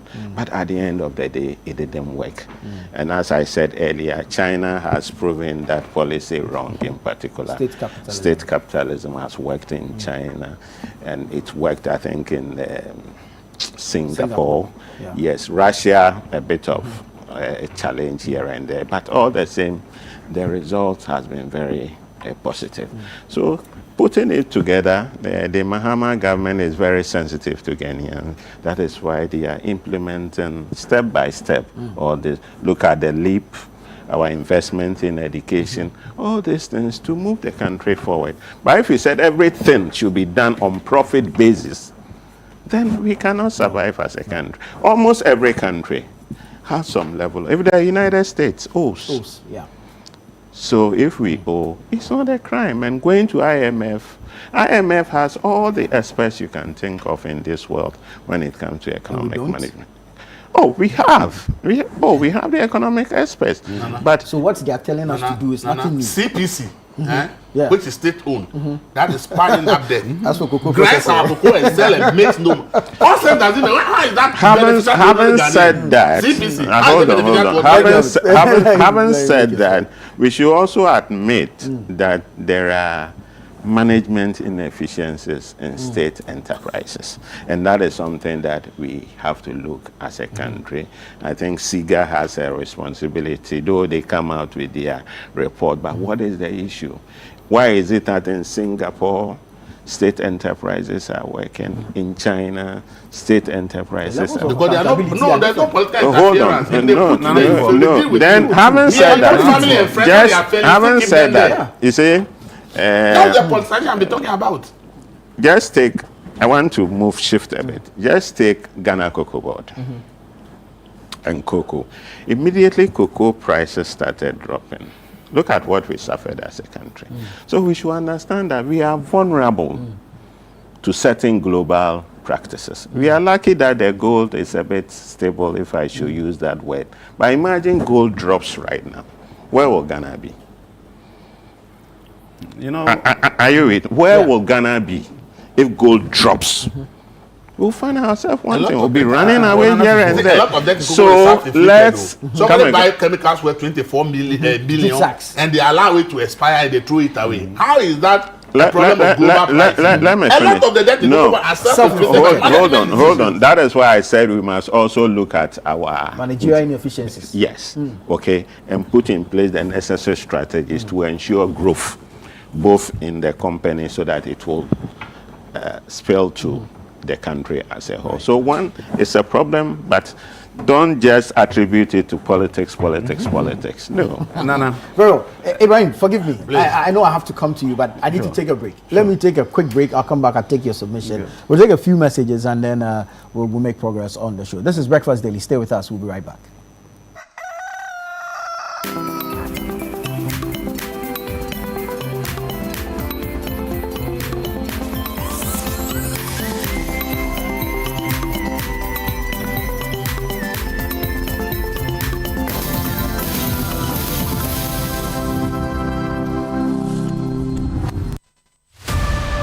I'm ready to give it my all, my talent, dedication, heart, everything for this journey. What's all this? Welcome to the Breakers. You need more than a rhythm to survive these phases.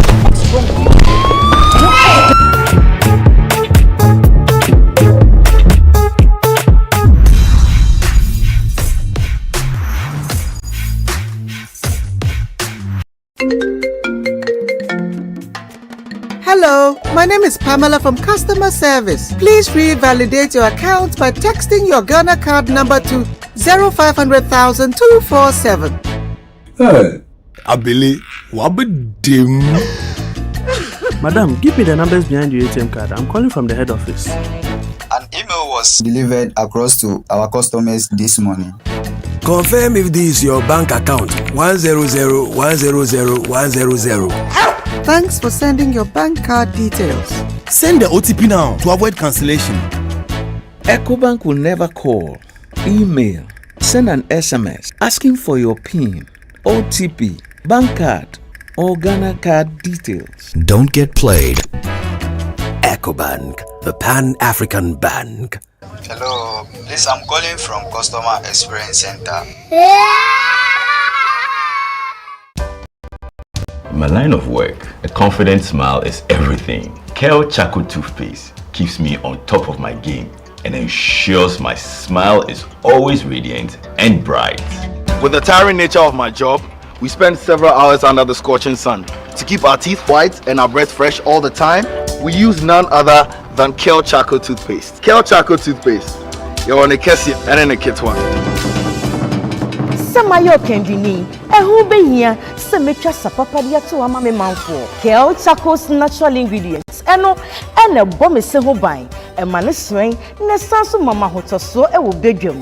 Kale Charcoal Toothpaste.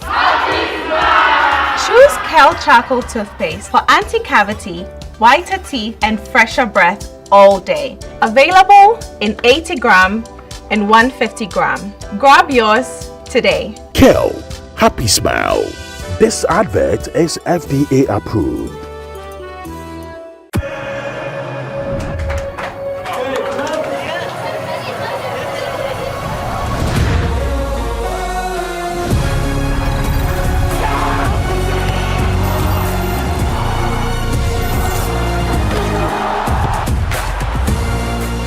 June to 19 July, everything can wait. The FIFA World Cup 2026. Catch all 104 matches, as little as 58 Ghana cedis, live on SuperSport, only on DSTV.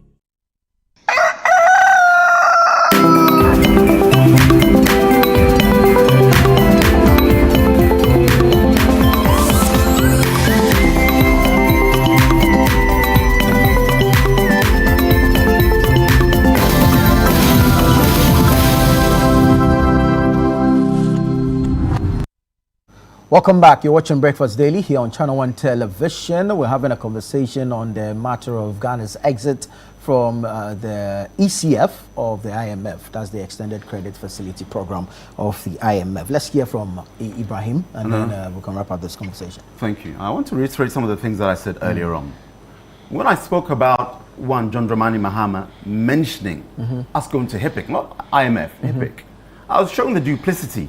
You caused the problem, his administration then, and we recognizing the reality, because Elvis is talking about it's a reality. Yes, it's a shame, but the reality is we have to go HIPC. In terms of our stature, like we are highly indebted, poor country. It doesn't ring well. Who wants to be labeled a poor country? But they helped us. That's the point I wanted to make. Now, on the issue of the IMF, why I'm saying that, remove ourselves entirely. And then the three of you, or maybe you as the moderator, saying, are you sure we can run our economy? Then sometimes you wonder whether we as Africans can really disabuse our minds that we have the wherewithal to do it for ourselves. It is a shame that the three of you said that once. Said I beg we didn't say that we cannot run our economy. No. That is a point of correction. You are saying something that I didn't say. We are not saying that. No. Because you see, no. But you see, use the right word. That we don't have. You should use the right word. Yeah. Okay. We didn't say we don't have the ability or the wherewithal to run our economy. The question was put to me. Do you think we can run our economy without the IMF? That's what we said. Play the tape. The question is, how do we guard against going back? No. I answered that question by saying pay it off. We are saying that. I'm coming. Very well. Carry on. You asked the question, and I said pay it off immediately, given that we have reserves. So we have 6 months of import cover. Let's reduce it to 3 or 4. Use that excess and pay it off. Now, then your question was put to me, are you sure we can run the economy if we, and I'm saying Botswana is there, Senegal is there. Now here's the things about running the economy, okay? You run it on your terms. Now, Elvis was making mention about privatization. I said in my submission that I'm all for privatization. It's the conditions in which an IMF directed program to sell your assets. That's the key thing that I was looking at. If we want to privatize, we can privatize on our own terms and efficiently too. Let me take you back to the 1980s. It's connected. PAMSCAD, remember PAMSCAD? It was program of action to mitigate the social cost of adjustment. The same structural adjustment that the same IMF. They give you the disease, then they give you the concoction, then they give you another disease. Now listen, why was PAMSCAD created? This is what happened. structural adjustment programs that they wanted to kill, the same IMF, resulted in public sector layoffs. Remember, when you click into the money, you click into the conditions. Right. So they said, sack public sector layoffs. I don't have a problem if they're inefficient or they're causing a loss, but there's a way to do it. Subsidy removals affecting farmers. Currency devaluation, we saw that. Spending cuts and economic liberalization. Meanwhile, these things, PAMSCAD was created, was Ghana's attempt to soften the human impact of their own policies, IMF-directed policies. So to soften the impact, sack your workers, remove subsidies. Does that make sense? And the key that I wanted to highlight on this particular issue is this. The IMF, you have to understand, their interest is that you continue to continually come back to them as the first lender. Now, you talk about the conditionalities. Elvis said we have other debts. It's true. There's about $40 billion worth of debts across board. Yeah. So tell me, those other commercial borrowers or lenders, who says out of those other institutions that you cannot recruit? You should tell me whether the Paris Club have that in their thing, whether the African Development Bank has that as a condition. The IMF interest is low. It's around 0.5%. I remember the first 5 years and a half, it's interest-free. The interest is low, and it comes with conditionalities to help you restore your economy. The other loans are commercial. Listen, you see, sometimes, and I want to be as diplomatic as I can, sometimes as Africans, we need to really think out of the dodecahedron. Never mind thinking out of the box. Think outside of the dodecahedron. You get it? I'm trying to tell you something here. So without the IMF, and the same IMF, look what I told you, I just gave an example. They gave you structural adjustment program. They said, oh, do you know what you need now is PAMSCAD. So what's PAMSCAD? To soften, they said, sack everybody in the public sector, or lay off. Subsidy that the farmers enjoying, how did you sack everybody? They didn't say no. Public sector. Elvis, I can withdraw that. I'm embellishing. They said public sector layoffs. I don't have a problem with that. If somebody is surplus to requirement, why are you employing them? There was a time when we had this saying in Ghana, you have 3 typewriters. So 3 secretaries, 1 typewriter. So does that make sense? No. 3 secretaries. But that was the reality. Yes. So they were writing saying sack some. You see, I don't have I just said that. I'm not saying anything different. Unless you are inside and understand the nuances. I gave you an example. Your landlord never wants you to have become a homeowner. How does the landlord look? He does benefit from not buying land or building your house. You are the one who can't afford to build the house. That's why I'm renting. So how is the landlord your problem? You are your own problem. You see, you are missing the point. And I'll explain to you, Elvis, what I'm saying. You think that the IMF is one institution, some office sitting down somewhere. Do you know the other agencies that they work with? For the longest time, we have USAID. And thank God that thing has gone. Thank God. It was just a vehicle to do whatever they do into Sanin, God knows what. I don't want to digress myself. Where are you getting ideas from? I'm surprised. I see where you're going. If you think the IMF is just one institution in Bretton Woods, and all they do is lend money, give you a program, and you don't see how all the other institutions or agencies that Africa works with are connected with, and what the actual plot is. Yes, and sometimes we often lay down to conspiracy. Right. The moment you can decouple yourself, and I said Botswana has done it, Senegal has done it, totally paying off. Tell me whether their economies, and maybe you want to Google and say, oh, Botswana economy is bad because the diamond is going down, because Russia is doing qubit zirconia, as in laboratory grown diamonds. Then you can look at Senegal. No country is perfect. When Greece borrowed, and they only repaid, Greece borrowed because of the Brexit. You remember the Eurobond crisis. Then Ireland also borrowed heavily. Spain also borrowed heavily.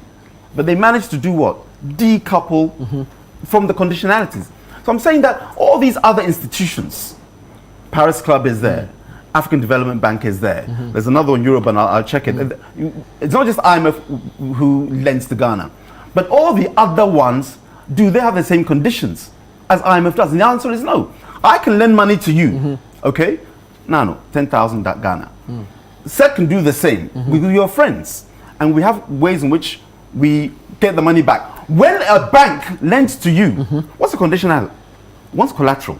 So you have your collateral, am I right? The moment you default, your house or whatever collateral, your car is going. If I lend to you, I don't think I'm going to say, oh, Nana, or vice versa. I want my car back, your car. We won't even attach, we won't collateralize the lending. So understand that the conditionalities attached with the IMF is so different from the Paris Club, the Eurobond, and the Chinese markets that we lend from. This is what we need to understand. What I'm pushing for is that we pay for we pay and wean ourselves totally. And we are here saying that can we run the economy without the IMF? Think again. No, the question is not without the IMF. We're saying that based on the current economy, the current reserves, the debts we owe, there shouldn't be a need to rush to pay off. So when you have conditions still attached, see, this is the link you're missing. You're missing this link. The three of you. Nobody's you are. And I'll raise my voice so that you can be quiet. You are missing the point. These conditions actually are conditions we should be able to implement ourselves. But we haven't. My point so if we're able to do it ourselves, how do you connect? My point is this. Why be adverse? No, why be adverse? I will insist on my point. Why be adverse, Elvis, to paying it off quickly? Tell me why you're adverse. I'm not adverse. Why do you say so? No, my point I made was clear. Ghana's total debt is not only IMF. I understand and the other ones come at higher interest. No, but they come at higher interest. Don't come with the same conditions. Very well. Let's talk. The fact that the entire sovereign debt has a huge amount of interest also to be paid in the same understand. Year. So if the government has money, in between paying the commercial interest, that has a higher interest rate compared to the IMF that has a lower interest rate. The economic sense is that pay the one that is costing you more. And the fact that IMF, nobody put a gun to anybody's head to go to IMF. We look at all the facilities available from going to the commercial market, from going to the World Bank, from going to IMF, from going to other institutions. We look at all these and think this one is the best facility that can serve us. The things we are calling conditionality, they didn't impose it on us. We ourselves says that this is our problem. They say, why are you not able to do it? They say, we are scared for various reasons. We are not able to enforce this.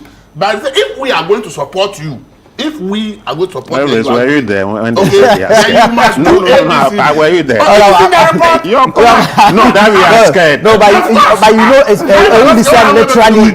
It won't be said literally. But please. Look. Let's not run away from this. Let's be. We know what it is. With all respect, let's be serious with our choice of words. Okay.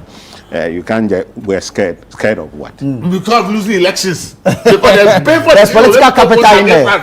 Elvis, thank you. Let's make your point and then we can move on. I think we spent too much time on we've even shifted the discussion to IMF. We are talking about Ghana's economy. The IMF, we collaborate with them. It's an institution that we are members. We are a member of the IMF. So when we are dealing, it's a sort of positive collaboration. When we run into crisis, they are our first point of call to take us out whilst we put in place the necessary measures. Like I said, as a developing country, there are so many challenges you have to deal with.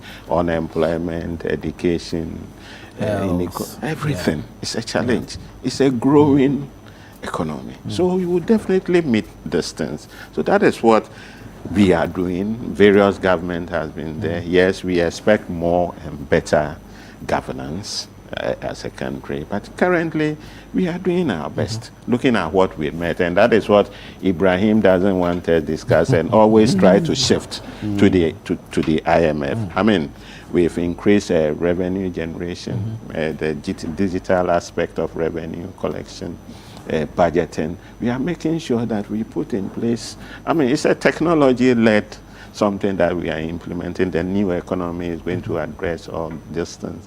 And God willing, we will solve most of the challenges.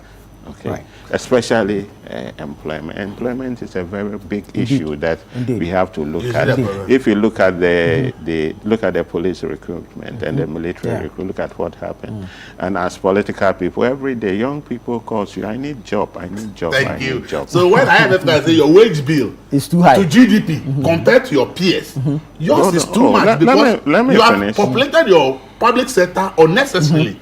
So reduce your public sector. They say IMF is the one that you should sack people. No, they are telling you that We know the truth and we are running from it. your peers. Very well, Elvis, let's set land. We all know we need effective and efficient public management. We need serious reforms. Like I said, And we can't do we this have to, IMF. our internal management need to be reviewed. Non-performing management need to step aside, especially CEOs who can't meet their. But in doing so also, it shouldn't be a blanket statement. Sometimes management doesn't have what it takes to get it done because of the circumstance that they find themselves. So it's a very complex issue that we have to journey on it with tact and some level of strategy. Yes, Right. Thank you. As a nation, we all hope the back and forth with the IMF will end so we can have full competent control over our economy. I'll pardon the Nanado government for taking us to the IMF, given the circumstances at the time, and I commend them for the prudent measures they initiated. Those measures have brought us to the successful conclusion of the IMF program. My hope now is that the current administration will consolidate these gains and build on them. That's Aminu from Nsanwam. You can also send us your messages, and we'll do our best to read them on the show. Let's move to the matter of arrest and, in quotes, of NPP activists. Yesterday there was a press conference by the minority leader Alexander Fenyomakin, and he had some words for the judge in the Abronye case, and he's demanding immediate release of the Bono regional chairman of the New Patriotic Party. He says we're gradually bringing back criminal libel law. Elvis, quick thoughts on this? Oh, but I've said it that John Mama, this is second term. He's going to end as the worst after Jerry Rawlings in terms of free press violation, arrest. How can he say that? Yes. Why? I'm telling you. Oh, the numbers within last year and this year alone. Last year, this year, do you know how many people have arrested for free speech violation? It's more than 20. Let me give you some of the list of people who were arrested. The case of Wendell Nanaya Yeboah. They said there's a group called Ashanti Democrats. Petition that the guy said Ashanti regional minister was involved in Galamsey. The man is supposed to go and sue this guy. They use CID to go arrest him. If I say the regional minister, if the guy said regional minister in Galamsey and you are not, go and sue the guy that you defame me. You think they should do civil suits instead of... But why do you arrest somebody? The person made the accusation. If the person you are defaming, what's the criminality about speech? Know my position on free. I said nobody should arrest for anybody I've said. The guy was arrested. The case was someone Amadoto. November 2025. He's a blogger. Somebody went to the NCA to go and report. He's the former board chairman of NCA. Went to report that the guy posted a video of this analysis, some of the videos, and there was one of them. The gentleman said he was mentioned in the video, and then the guy put his picture somewhere. They went and arrested the guy. Okay? Abronye has been, this is the second time he has been arrested. The first one, he made certain accusations against the police.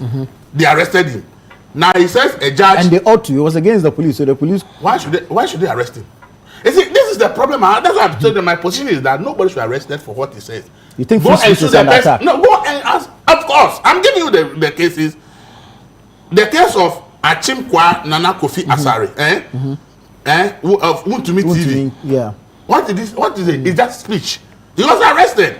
Let me give you some of the more. Alfred Ababi Okumi, he petitioned the president. He petitioned the president that this is what he believes that it should be investigated. For petitioning the president, he was arrested. Adenta Kumi, he was arrested. Let me give you another case. Gambaga, a resident of Gambaga, wrote on his Facebook status that the MC is not fit for office. The MC had the police to CID to invite him. Baba Amando has been arrested. Sir Obama Pokwasi posted video of some jihadist branding weapons. He has been arrested on Facebook. But that has the tendency to cause fear and panic.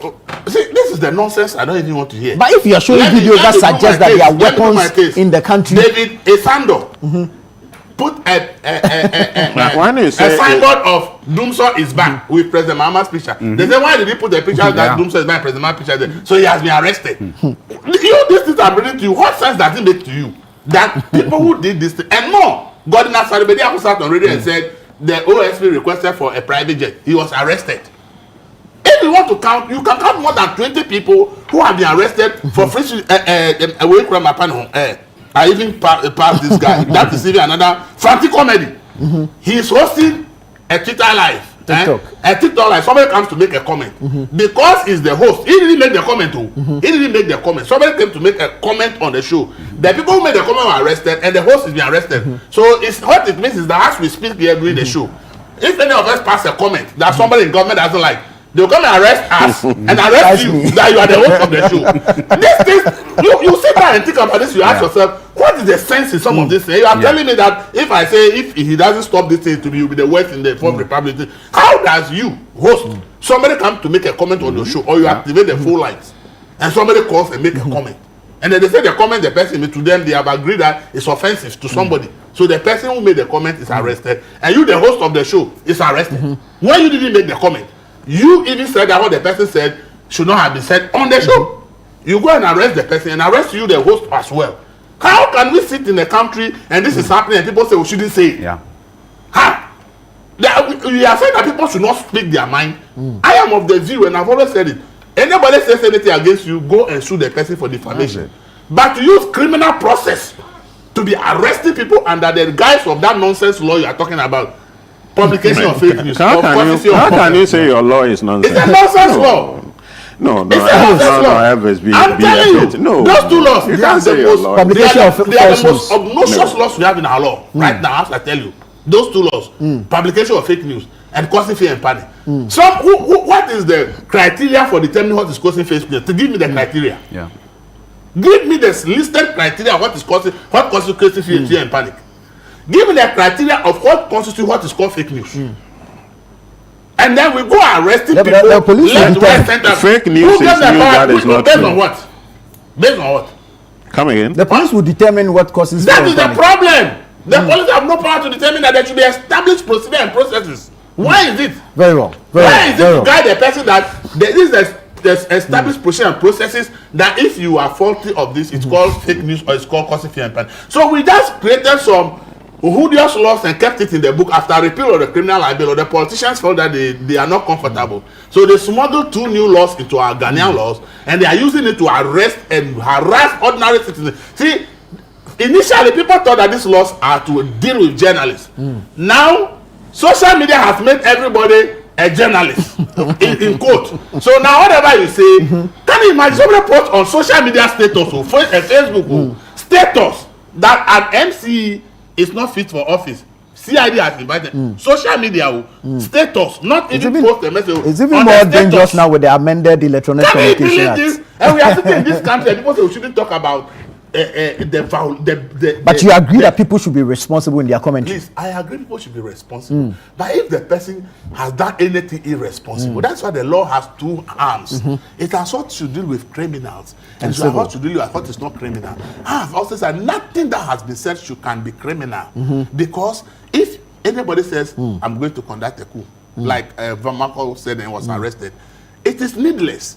Because at the end of the person, you have not seen him mobilizing some people, organizing some gangs, saying that tomorrow we are going to attack this person. The person will just utter a word. But his words can empower people. It can't empower anybody. You see, this is the problem we have. So if you think like this, everybody will go to jail in this country. That's what they are doing. So your WhatsApp status can even be used to arrest you. Ask somebody to be at the BNI for posting that, in his opinion, an MCE is not fit for office. Is being arrested. So you are endorsing such a thing. Thank you. Let me hear from Seth. That's what you are endorsing. Let me hear from Seth. He is a former press secretary to the president. And you think free speech? To candidate Mills, then candidate. Yes, then candidate Mills. Okay, very well. You think free speech is an attack? I will not say it's an attack. With someone with a media background, we have to be careful as a country in dealing with some of these things. At the same time, we have responsibility to make statements that are factual. You just can't sit in your house and put anything at all on Facebook and get scot-free. If it is something that undermines national security, the security agencies will invite you, like to know why you put out such a thing. And if they don't get good answers based on their assessment and judgment, they can present you before the law court. You see, I remember in my journalism day we learned about responsibility theory of the press. You have to be responsible. You have to make sure what you present ensures national stability. It doesn't mean that you don't come up with alternative views. Alternative views are necessary in democratic governance and excellence. Okay.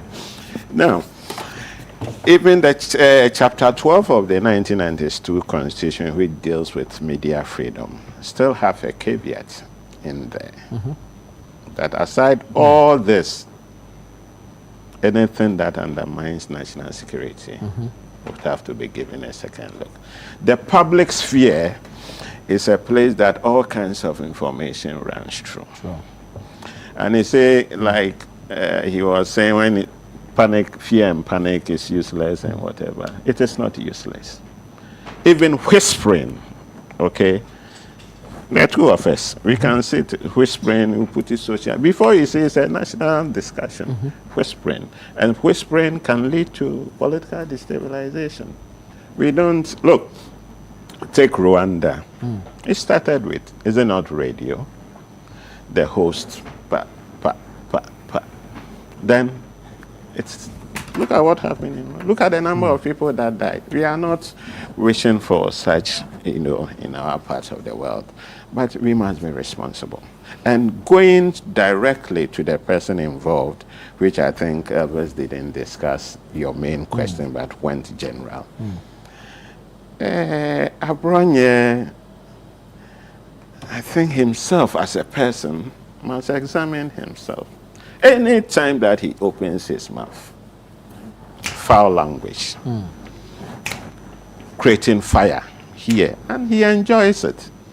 Because party food soldiers, Abronye. But to what end?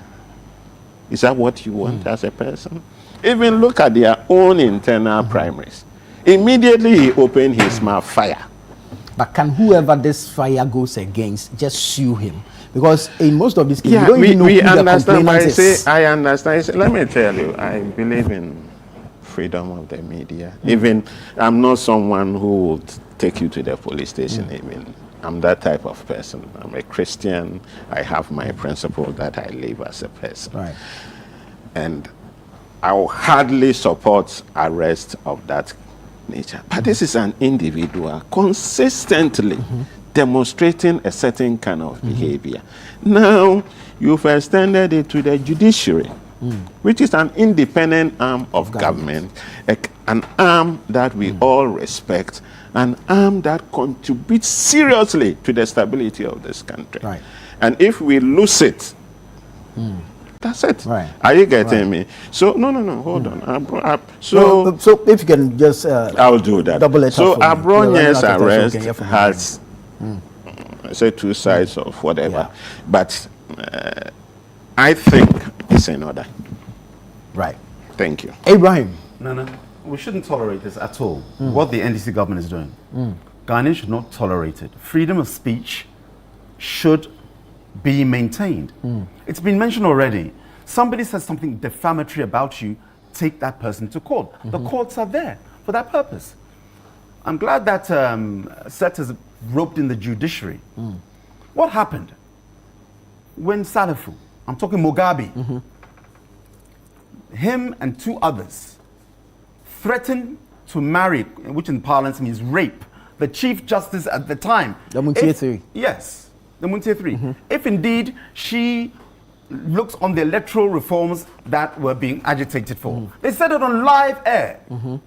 The judiciary in themselves took them to court. They were then imprisoned. And who went and signed a book of condolence urging for their release?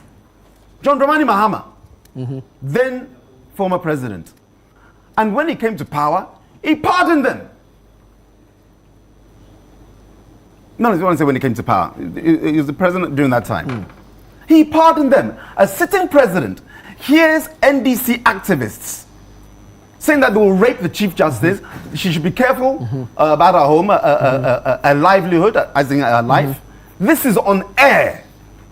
When the institution took action, you, John Dramani Mahama, signed a book of condolence, and after 1 month of a 6-month prison sentence, you pardoned them. So the institution took action. Yes, they took action. Right. They took the action. institution again is taking action now. Yes. Why should we have a problem? But which institution is taking action? Isn't it not the police? Is it not the police? It's not the judiciary. So let's. But he was remanded by the no, judge. but the police took action. With regards to the Muntie 3, that was not the case. And here's the thing that has been mentioned. This is a threat on somebody's life, separate to defamatory. What things didn't Sami Jamfi say? And I'll quote, the day of reckoning, remember? When they were in opposition, Sami Jamfi said, notice is hereby served to all unscrupulous security officials who are unleashing violence on innocent civilians. That day of reckoning is coming.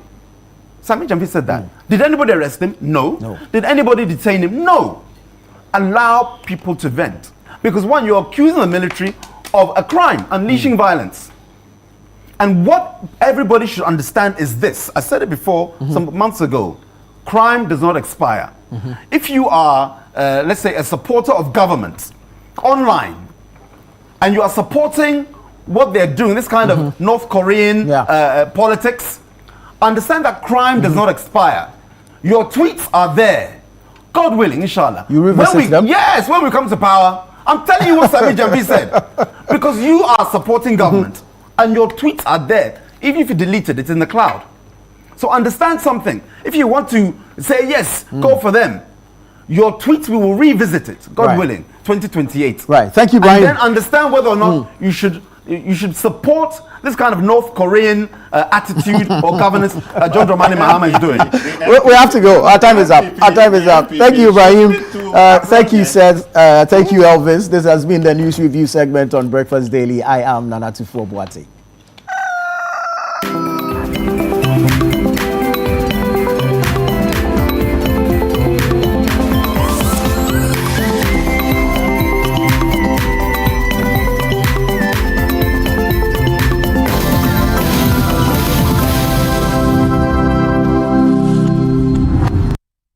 Family pressure can feel heavy, especially when love comes wrapped in expectations.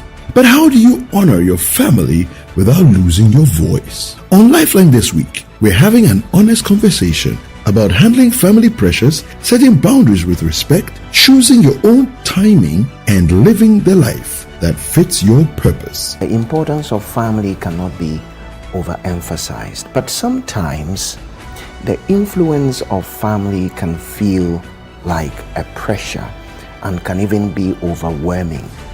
Talk to us about the areas family can sometimes try to interfere. So you have areas like marriage. Okay. Your family wants, even if they don't want to choose a partner, sometimes they want to be able to tell you where not to marry from. Or where to preferably marry from. In some families, you're actually told, you're given a few families to pick from. You need to understand that boundaries are important and that you can still set them respectfully. Make a date with Bishop Fred Quenchimensa on Tuesday at 10 p.m. only on Channel 1 TV. From Accra to Buenos carries history. Every player brings a story. Every number means something. Welcome to World Cup Central, only on Channel 1 TV. Hello and welcome to another episode of World Cup Central right on Channel 1 TV. Your home of football intelligence with African energy and global perspective. We're taking you beyond the highlights, From powerful eye-opening stats to sharp breakdowns of every qualified nation to insights that change how you see the beautiful game. Their first appearance was in 1930, and their best finish at the World Cup was third place in 1930. Of View. This is your favorite current affairs show here on Channel 1 Television. On The Point of View, we pick the right topics, get the right guests, and ask them relevant questions on issues that matter to you. With the complexities of the issues happening around us on a daily basis, it's the hard-hitting conversations and the probing questions of The Point of View. So what is the Public Account Committee's job? So what we do is to scrutinize, clarify, and find out why certain infractions have been made. What do these IMF programs try to do? The current program is for budget support. Okay. There are no projects attached. That teases apart the twisted entanglements of politics and governance, as well as religious and social discourse. The Point of View brings you the policymakers and duty bearers and drills down to the very bottom of issue. What authority do you have? The Point of View airs every Monday and Wednesday at 9 p.m. only on Channel 1 TV.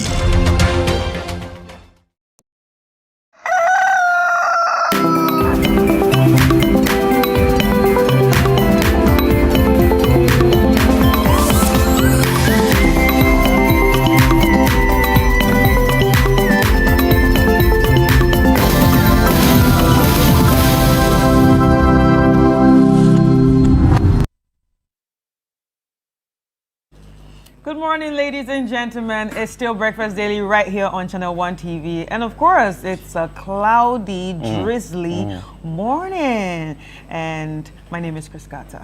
Chris, this weather can be very tempting in the sense that you may think that the time isn't moving. Yes. And if you're supposed to do something in the office, oh, it's now 7 a.m. or it's now 8 a.m. By the time you realize it's 5 p.m. and you have to go home. So if you have to do something in your office today, please get it done. And even if you're supposed to do something at home, please get it done. Don't be sleeping too much because this weather can deceive you. And if you don't take care, you'll be procrastinating, and by the time you realize the year will come to an end. Yes. Anyway, my name is Philip Nilati, and this is how we start the second half of the show. I want to remind you that a number of things will be happening on the show today. We'll be visiting various communities, and we'll bring you the interesting stuff here on the show. The trends will be coming, and of course, that interesting one on Mondays, but has to do with sports. We will be talking about it here on the show. But are you aware of the City Business Festival? The City Business Festival is going to happen next month, in the month of June. So starting from 1st to 30th of June 2026. And with this City Business Festival, I'll bring you on air series and a number of things that you have to benefit from. Latter part of the month, there's also a booth camp and all that. We will tell you details about that during the month or as days unfold. So you can call 0205-973-973 for further details on this, which is very important. And as well, we are heavily sponsored by APSA, MTN, Petra, and also Zonda. There are a number of things that we'll be telling you here on the City Business Festival that will be happening next month. Trust me, you wouldn't want to miss out. So please call the number now, 0205-973-973 for further details. Of course, it's being brought to you by Channel 1 TV and City 97.3 FM. All right, and don't forget that the Blank Stints is still showing. It's a very exciting family drama series that you definitely don't want to miss. It's a Ghanaian family setting that has everything that happens in the Ghanaian home, showing you right here on this family series. You can see the whites, the black, and the gray areas of this family, bringing you a lot of comedy and a lot of inspiration. So you definitely do not want to miss it. Gather the family around and sit around as you watch the Blank Stints every Thursday right here on Channel 1 TV. If you're wondering the time, it's at 7:30 p.m. and it repeats because we are kind.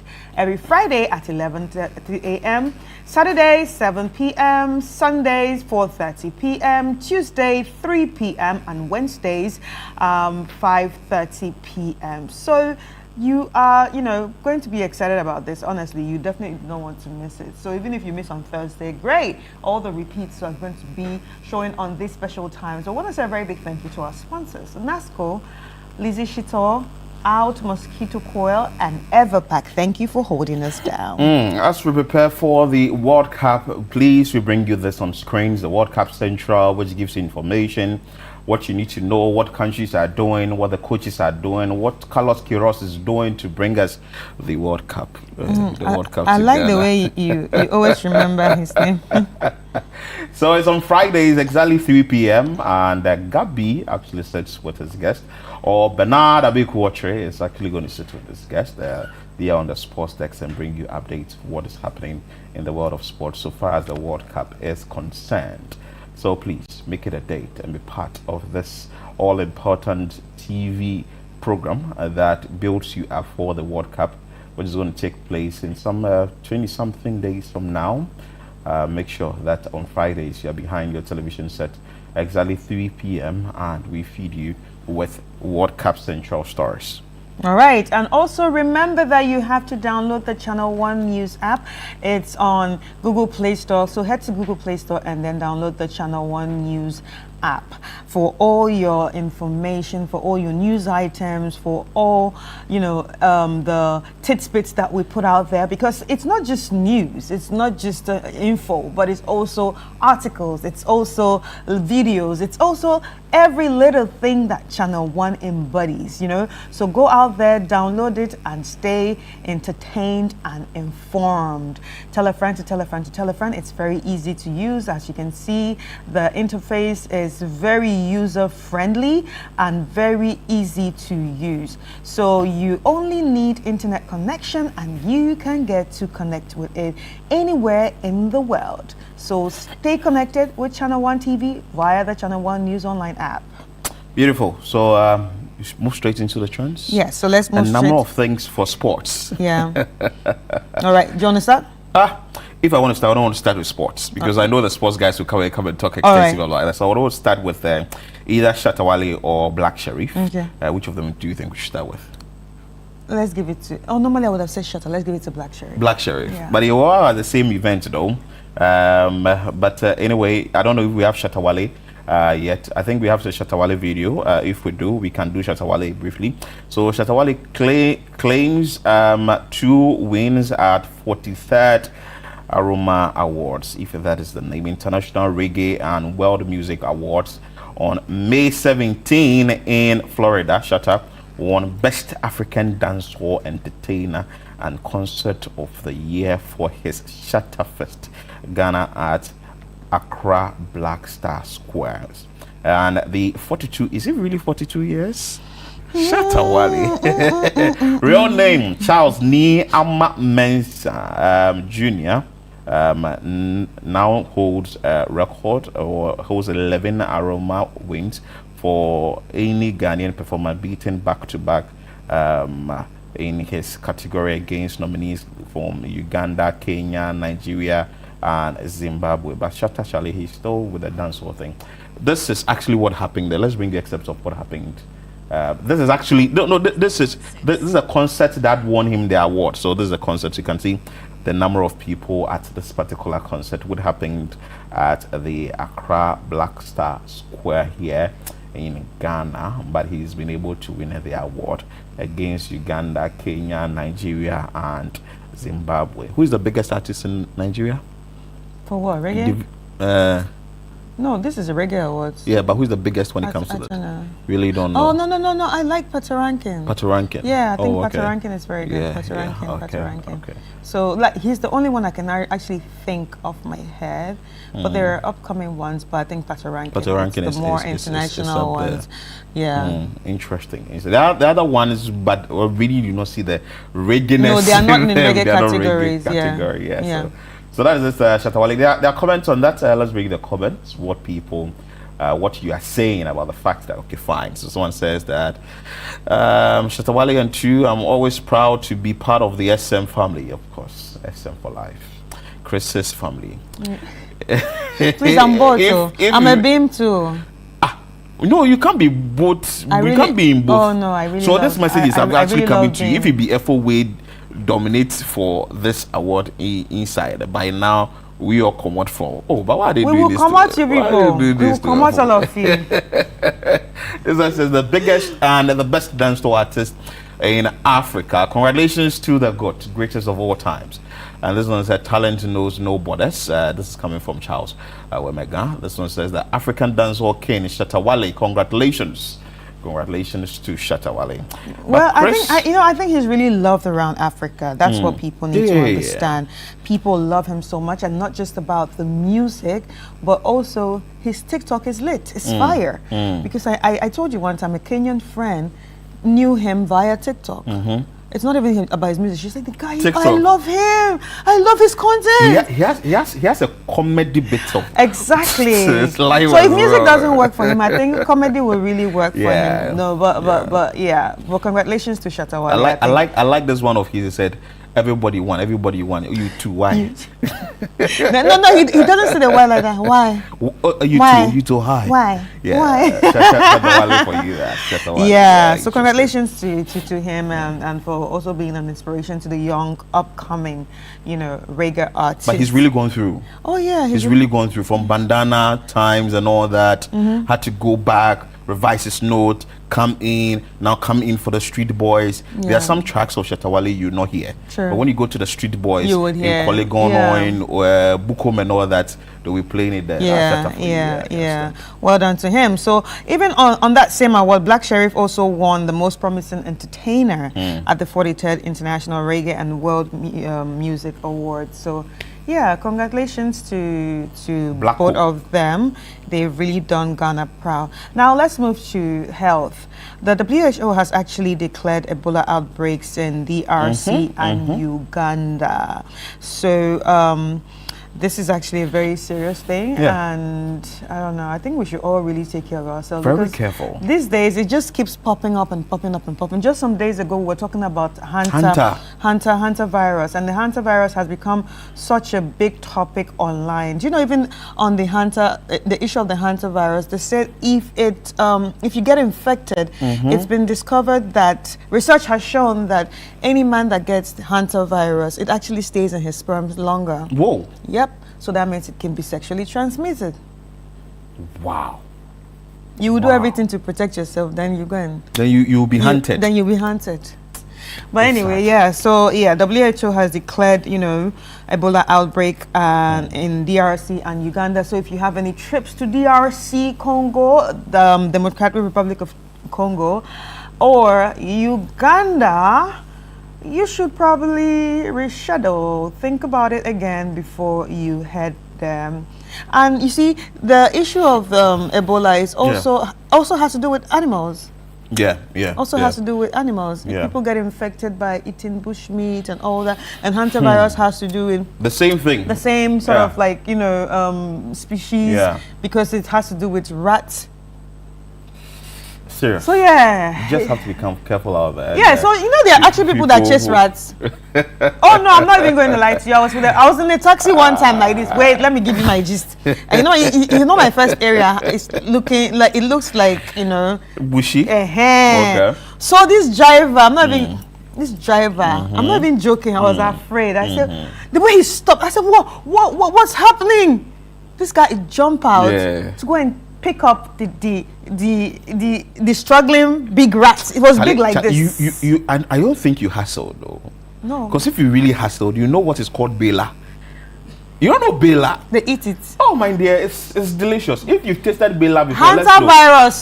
Forget. Hanta virus. Bela, do you know bela? If you know bela, let's know. But let's be careful, because with the Hanta virus and the Ebola things. Bela. But those times we leave school. Also, you chased some. Oh my dear. Oh my God. I'm reporting the driver, not knowing you. Also, they said. I was in the school, Damlaizium in Sochu, and we leave school. How does it taste? Oh, like the bush, like the bushmeat one, right? Bushmeat, like goat or something. It has its own taste, but we know they prepare it well. But it's the ashishanibi, the bill. It's rats, but it's heavy. It's obolo. You understand? So You go in there and go and catch Ebola. So what is it that we don't eat? We eat everything edible, but it's just that now we are supposed to be careful because of the hantavirus thing and the Ebola. You are the DB woman, Pachacha woman, so she doesn't know. Let's bring a comment on the Ebola thing, how careful you should be and what people are saying about it. So the WHO must act fast on this outbreak, very important. This one's that Ebola has been treated and tackled before. They should apply the same means to avoid over spreading, you say. I pray it doesn't come to Nigeria. Those in charge have to show preparedness, very important. Oh my God, Ebola again, that's genuinely alarming if the situation escalates further. Hopefully containment measures move quickly. Yeah. Okay, we've got to be careful out there now, Sha. It's true. Yeah. What's even going on in the world right now? It's true. Today, this, tomorrow, that. So we have to be careful. What? Ebola happened how many years ago? I think it happened in was it Liberia or Sierra Leone? Yeah, I think it happened from those areas. Do you understand? Yeah. So why people are afraid of it coming to Nigeria? Obviously, if it comes to Nigeria, the Ghana is right in the corner, and because of the travel. So how it even entered Nigeria that year was, I think, a Liberian man had contracted it, and he came to the airport and he fainted at the airport, something like that. And people were trying to help him, and that's how the thing just started spreading. So one woman actually sacrificed her life, to help a lot of people. She's a doctor. I forgot her name, but there's a movie about her on Netflix. Yeah. She really sacrificed to contain the whole thing, but at the end of the day, she saved people, but she died. Oh, sad. Yeah. Oh, sad. So Ebola, it's not easy as COVID. Yeah. It's different. Yeah. It's scary. Yeah. We should really be scared. Maybe one of these days you try and bring the authorities to the studio and educate us on how it is. Maybe we'll be reading, but to the layman's point of view, so that we can get enough education about it, so that you be very careful how you go about your day-to-day activities, like Chris indicated. So DRC, that is Congo, and also Uganda. You should be just careful the kind of places you move to during this time, and even with the hunter. Then that means it's possible that the airports will start very strict rules again, checking temperatures, wearing masks, because most of these things are actually spread at the airport. Yeah. Oh, okay. Because somebody is traveling from one place and then he probably sneezes. And that's it. And that's it. We have to be careful. Now let's move to sports, and you know that the African Senior Athletics actually happened in Ghana. And Ghana finishes 16th at the 24th African Senior Athletics. People are actually saying that Ghana didn't do well because you have a number of countries, Morocco, and a number of countries that have actually bypassed Ghana, Eritrea and all that. I think the first is South Africa. Yeah, so South Africa, Morocco, Cameroon. Cameroon, Ethiopia, Nigeria, Botswana. Oh, Nigeria, they love the athletics too. That one I can give them. Botswana, Cote d'Ivoire, Kenya, Burkina, Algeria, Niger, Benin. Even Benin? You see? Even Benin. I didn't mean to come out like that to all the Beninese watching. It sounds like in the Benin. In the Benin. Oh my God. Even Benin. So people are saying that Ghana finished 16th on the medal table at the 24th African Senior Athletics Championship. Ghana ended the 6-day competition without a gold medal, rounding of a campaign that fell short of expectation despite home advantage. The Ghana won 1 silver and 4 bronze, no gold, sparking discussions and reviews on local radio and TV. Joseph Paul Amwa reached the 200-meter final but placed 5th. The event ended around May 17 to 18. That was, I think, yesterday.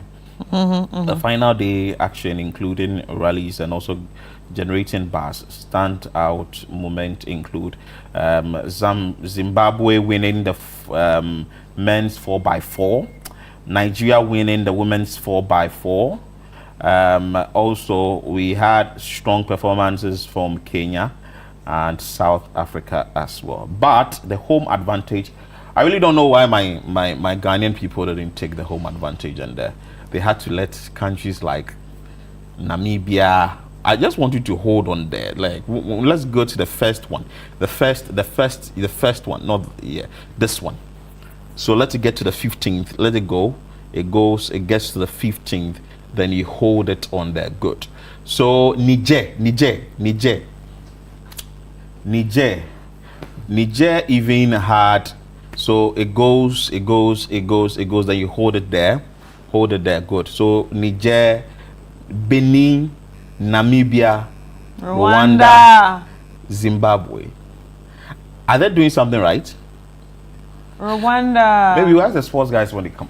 Or is it that maybe the issue that happened? You know why I'm saying Rwanda? Why? Rwanda is still developing. I mean, it's actually a war-torn country that has started, developing again. But that may not affect their decision to be to invest in their athletes. No, that's what I'm saying. So for them to have gone through something like that and right. still invest in their athletes, and for the athletes to even be topping countries that have not experienced any tragedy. You know how I'll be consoled because we were 16th, and I think Morocco was 17th.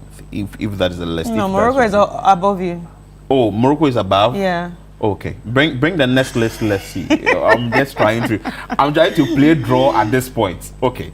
So I'm trying to play draw. Maybe the next this one. Oh. Yeah. Oh. That's fine. Anyway, so that's it. Let's bring you comments on this, and we'll move to the next thing on the show. Ghana should never host this competition again. Oh, really? So we didn't hear our anthem even once at an event we hosted. What a shame. No gold for Africa's biggest gold exporter. It's not by like that. It's not by like that. No, you don't judge it like that. This one says, how can they win gold when they didn't have a sound mind to perform? Yes. Organization was extremely poor, and I was about because I feel like as an athlete, athletes, people really forget that their environments also affects them. The noise around them affects them. So if they're probably hearing things like this, and also they're experiencing some of these things, psychologically they won't be great because it's their country. Yeah. So this one's like Ghana sports is dead long time. Well, we can actually resurrect it. Anyway, so the final one, this Saturday I saw that beautiful goal from Antoine Semenyo, and the gentleman, Chris, that goal was beautiful. Semenyo, he's so good. That goal was beautiful. It was a beautiful goal. And the way the guy is going. At once. So Manchester He's got God on his side. Claimed their 8th FA Cup with a 10-1-0 victory over Chelsea, the Blues. The two Blues actually. The first Chelsea. Yeah, so my Manchester beat the first Blues. Beat the first Chelsea. Yeah. At Wembley, thanks to Antoine Semenyo's line finish that completed their domestic cup. And that was the only goal after the League Cup. And also City dominated possession but broke through late with the January signing from Bournemouth, ending man of the match as the first Ghanaian to score in an FA Cup final. I really want to talk much about this because when the sports guys come, we will delve into it seriously. And Charlie, Antoine is doing fantastic. I just pray that Kudus will actually be healed early, then he would actually also be shining because Antoine is really doing well. You have comments on this? Yeah. Let's bring you the comments. Nigerians compared Lookman to this beast. What a joke. More Niger. Chelsea will not go to Europe next season. Or Semenyo, Ghana. The wife was proud, eh? Yeah. Top player, only 6 months at City with 2 trophies already. More to come from Semenyo. I hope the English national team is watching. England should get ready. the way we go score them for the World Cup, it go shock them. 6 goals, somebody tag them. Beautiful goal. Are we really going to tag England? Hey, please though. No, you see. Let's not be pulling the resting lion. No, the lion is resting. We're here pulling their tails because of goal. Wait, so. No. You see, one person doesn't make the team. That's what I'm saying. It's an entire team. Exactly what I'm saying. We can have the talent. The lion is sleeping. Exactly. We can have you want to go and be talent, pulling the tail with one goal if or 6 goals. Quiros is actually not using the talent well, then what we are seeing Antoine do at Manchester City is going to be something else. But people have actually complained that he plays very nice here, but when he comes down, we don't really see what. Yeah, but you know, anytime we talk about this on the show, I keep on saying it has to do with synergy. Yeah, synergy. It has to do with synergy. Like, you have to be with the people for a long time. Like when I played basketball, yeah, when I play with my team is great. When I play with my team is super great. I play so well. A lot of us play so well with our teammates. But when we were playing for the country and we traveled to other countries, so it's different people coming from different teams. You're just like, okay, I don't know how you play. So because there's not enough preparation for, you know, building that synergy, we're not friends. Do you understand? Just coming like let's just do this for the country. Do you understand? So I feel like if that is going to happen, they probably need more time together. Yeah. That's the only way it can work. That's the problem. The time. Well, like I said, when the sports guys come, we will see what how we can go about it. Let's bring you the video of the day. This video of the day is an interesting one. I'm sure that if it's rainy and sitting in Chosky, we'll check this out.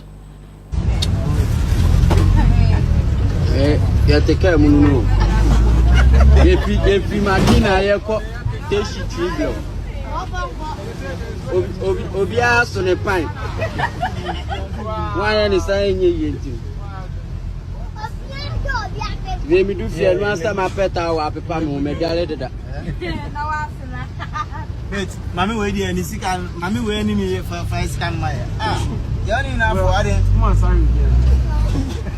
Okay ba? Okay ba? Bacho. Oh, tribula na se so mu na da pe baby da na unya kan. Pe baby da.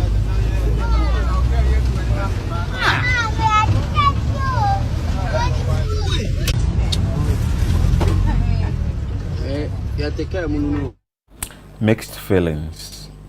There's mixed feelings. In one breath you can be happy, in another you are sad, because people can be going through this. And I'm asking myself, is it a basin or whatever they are carrying? Is it in the car already?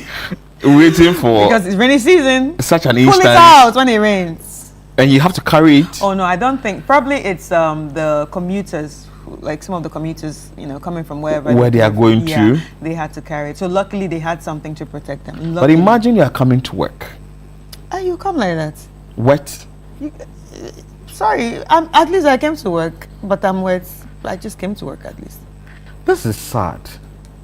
Please, if your car is not in good shape, please get it in good shape, because you can't be. It's a rainy season, so we just entered the rainy season. So a lot of this is going to happen. Go to the body works guy, the welder. Let him do one or two things. Are you talking to Churchill? Yeah. Churchill people. Yes. Okay. They should go to the body works guy or the welder. Let him do one or two things on the vehicle and get it on the road. And also with the DVLA people, please be checking these things at least, so that people will not be carrying these things. And even with this, how long is the water going to be in it, and you be carrying a fine gentleman like the gentleman I'm seeing on the screen. Then he's carrying this. And he put out the video. Yeah, he did. He had to put out the video, because at the end of the day, you've also taken your transport fare and you are making me go through this. That's not fair. That's not fair. So please, David Agbado, you are with concern. Abbas Imoro, Alaji, good morning. Yeah. You are with GPRT. That these two driver unions, you have too many vehicles and too many drivers.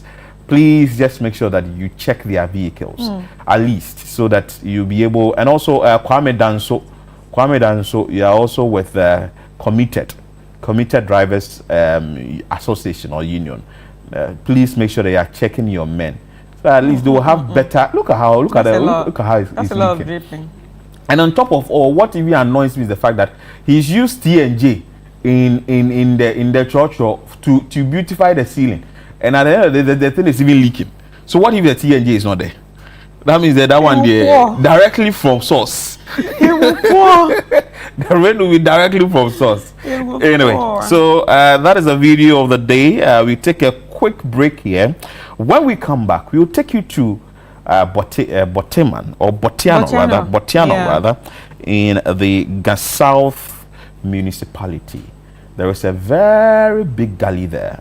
Actually, I went there to file a report. That was like some 3-4 years ago, and the situation is still the same. We'll take a quick break here. When we come back, we'll take you to that area. Stay with us.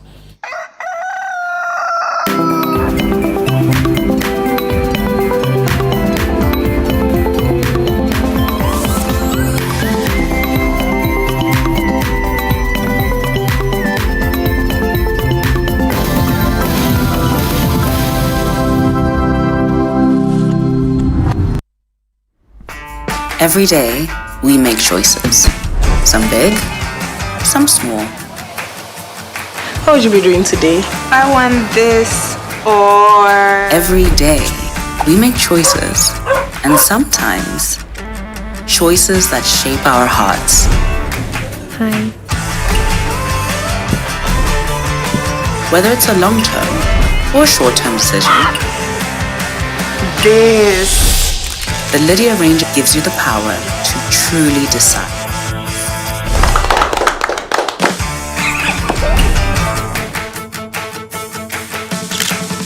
With Lydia, you truly decide.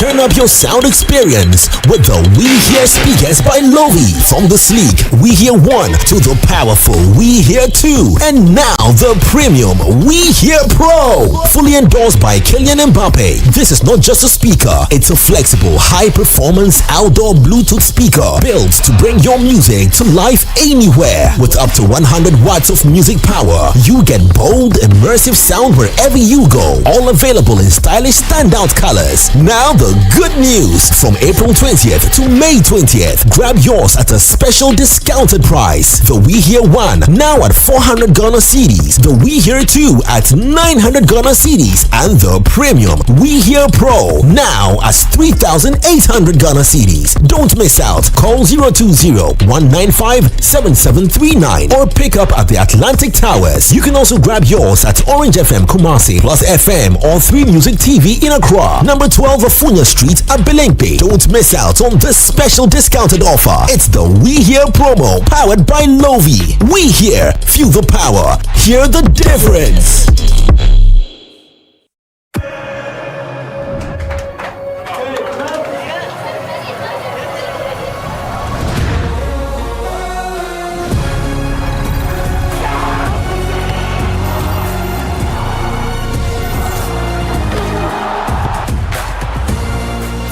June to 19 July, everything can wait. The FIFA World Cup 2026. Catch all 104 matches, as little as 58 Ghana cedis, live on SuperSport, only on DSTV. It's time to upgrade your viewing experience with Franco Smart Television. Enjoy full HD and 4K Ultra display for clearer pictures, brighter colors, and smarter features. From our 32-inch screen, perfect for your bedroom, to 55, 65, and massive 100 inches for your living room or office. We've got the perfect size and quality. For retailing and bulk purchasing, call the numbers on the screen or visit our website at www.francotrading.com. You can download the Franco Trading app on Google Play Store or Apple App Store. Franco Television, we've got the perfect size for every room. Franco, home of quality television.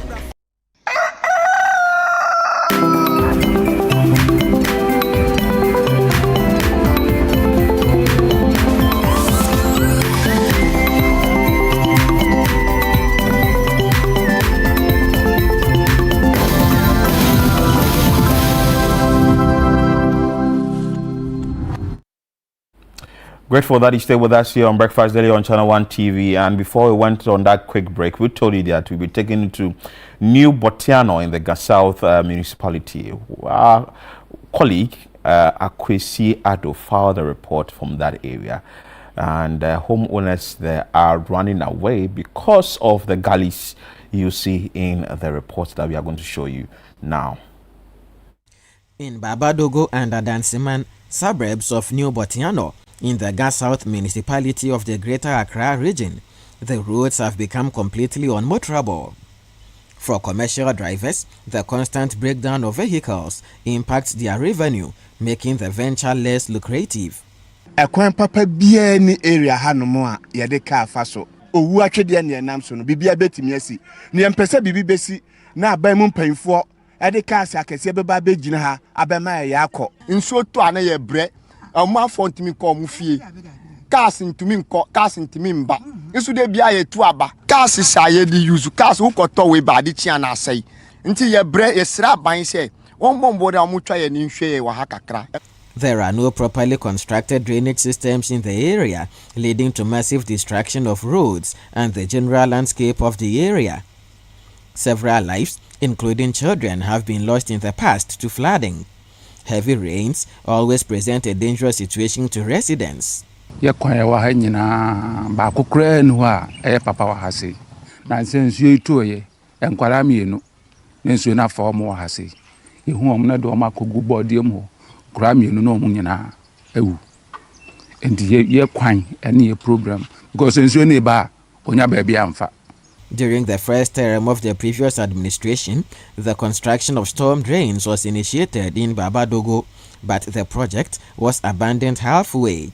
A higher kwan a nipa faso car faso a na ye main road ti say kwan ka dia ntumi faso ye ton ade wa ha wo ba betena fita na pa kop manyumre because of kwan na ase ni nti wo betena ha saa ma ade asa me do sa last Babadogo ho no mundi kono nyame nko an kenya bla bia nyame nko an ke so di nko ya no nti die. The main road that linked Adansiman to Babadogo and other areas have now become a gully measuring several feet deep.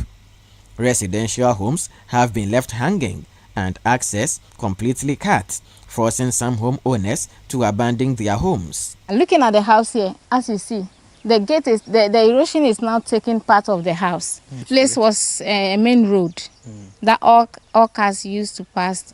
Getting access to your house is not a problem. And then when it rains sometimes, some people have to sleep outside because they can't come. Looking at the huge the erosion and the water here, it has to dry out before you can even get a way to pass to your house. I can't to me for a job you walk on a Send your man me drew to said then cry or so you know. Been away you may go and make for me your mabe. This I will go school at this side. Oh, in fact, I say what market and I say, oh, baby, now was I drink. Quite about first will be trust I go to way and sana. Over fee. Was a sooner a fit a dance man, Nissi no ban pressure womb. Tomusha na dear no I see a bubu ho, a found kola into a more area hanu. Omuna insuno eha omupa. Residents are already feeling neglected by authorities and are earnestly appealing for an intervention. In fair interview BNA is about 3 years to 4 years now. Na kan time up to by this time gbeme egbo ye bi ke gbeke bi ne fe mini egbo ye ne ke problem na ye eya musunshan na kan gbeke bi fe our future leaders means money mancheme. The assemblyman for the area is only hoping that there will be an intervention from the central government, since according to him, the magnitude of the problem outweighs the financial strength of the municipal assembly. They are pleading on our big people, the Minister of Rules, Urban Rules, to come to our aid. We know there are some projects that are going on, but we still need a lot more. So when it comes to road works or capital intensive projects, sometimes they take time.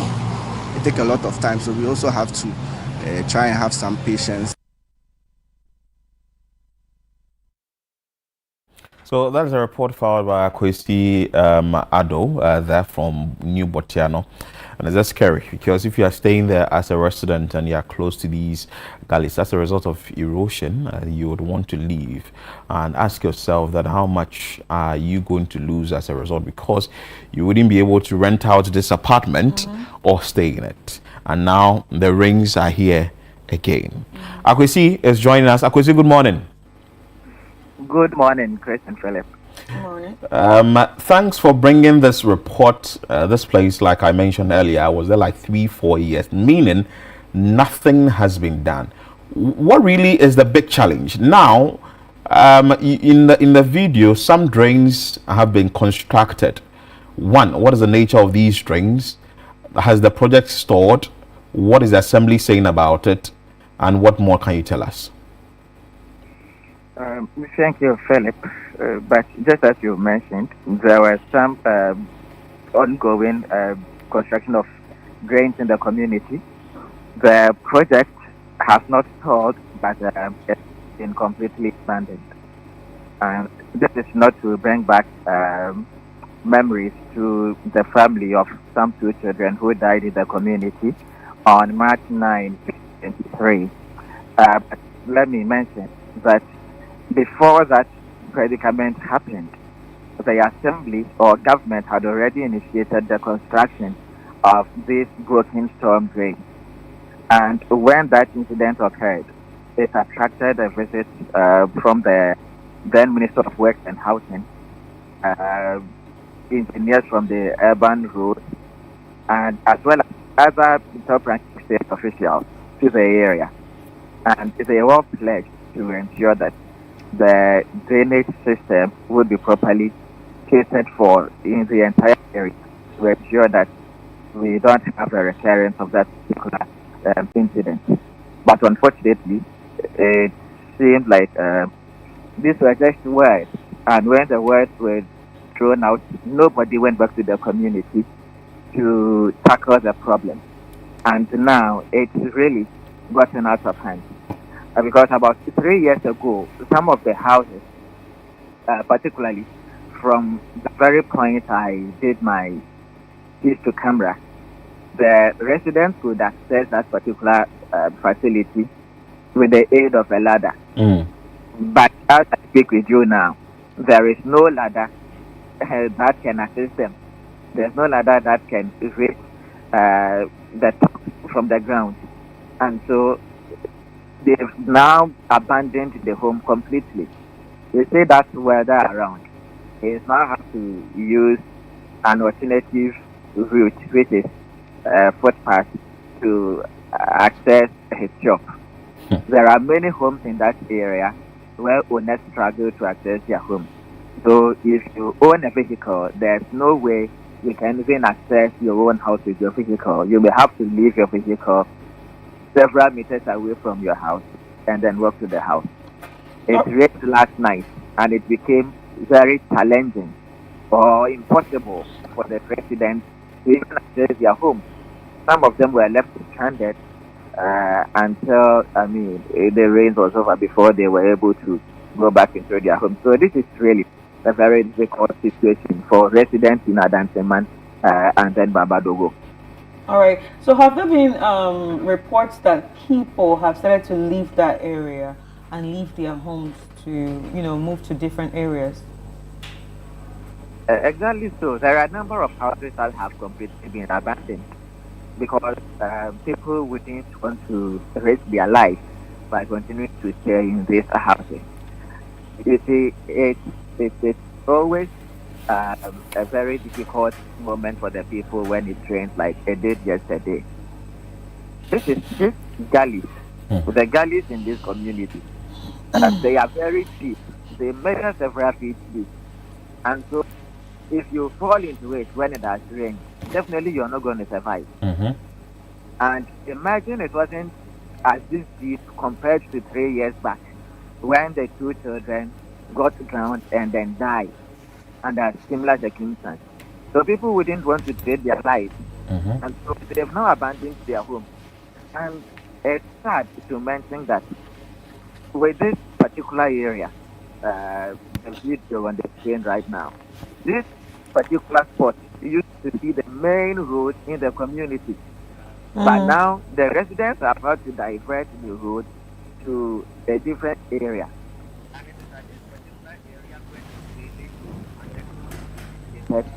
And then yet it was abandoned. Now weeds have grown over the entire area. We are having grown trees in the area.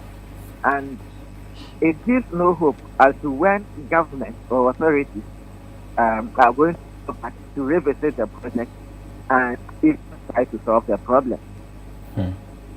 Wow. So,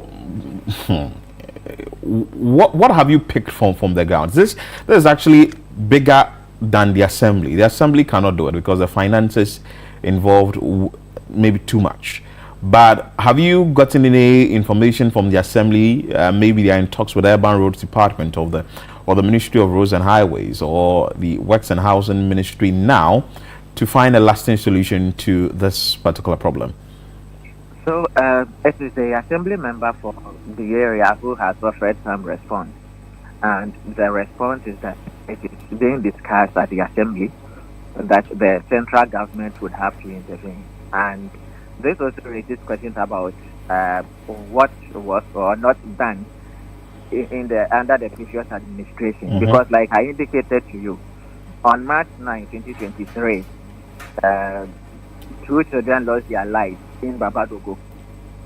And it attracted the visit of some top state officials. And I remember when I spoke to the then municipal chief executive, Joseph Nyani Stephen, he told me that they had discussed extensively with government to provide solution for the drainage problem, not just within Babadogo, but also Adanseman, broadcasting through to Sampa Valley. Because we do know that this area is quite hilly compared to the SCC Junction area. And so what happens is that whenever it rains, you see this flood water, they all come to the SCC area, the SCC Junction, and it is part of the reasons we keep getting the N1 highway flooded and then also getting sheltered whenever it rains. So, as of that time, government intended to tackle the drainage problem uphill this area. And then when that was done, they would now link those drainage systems to the work that was being done around the SCC Junction, that is around the Western Small area, at Hala through to the Old Barrier Junction. But unfortunately, they didn't really put in any action after speaking. And now the situation has completely deteriorated. And let me mention also that the last time I spoke to the current NCU, it looks as if nothing was in his table about this particular problem. Wow.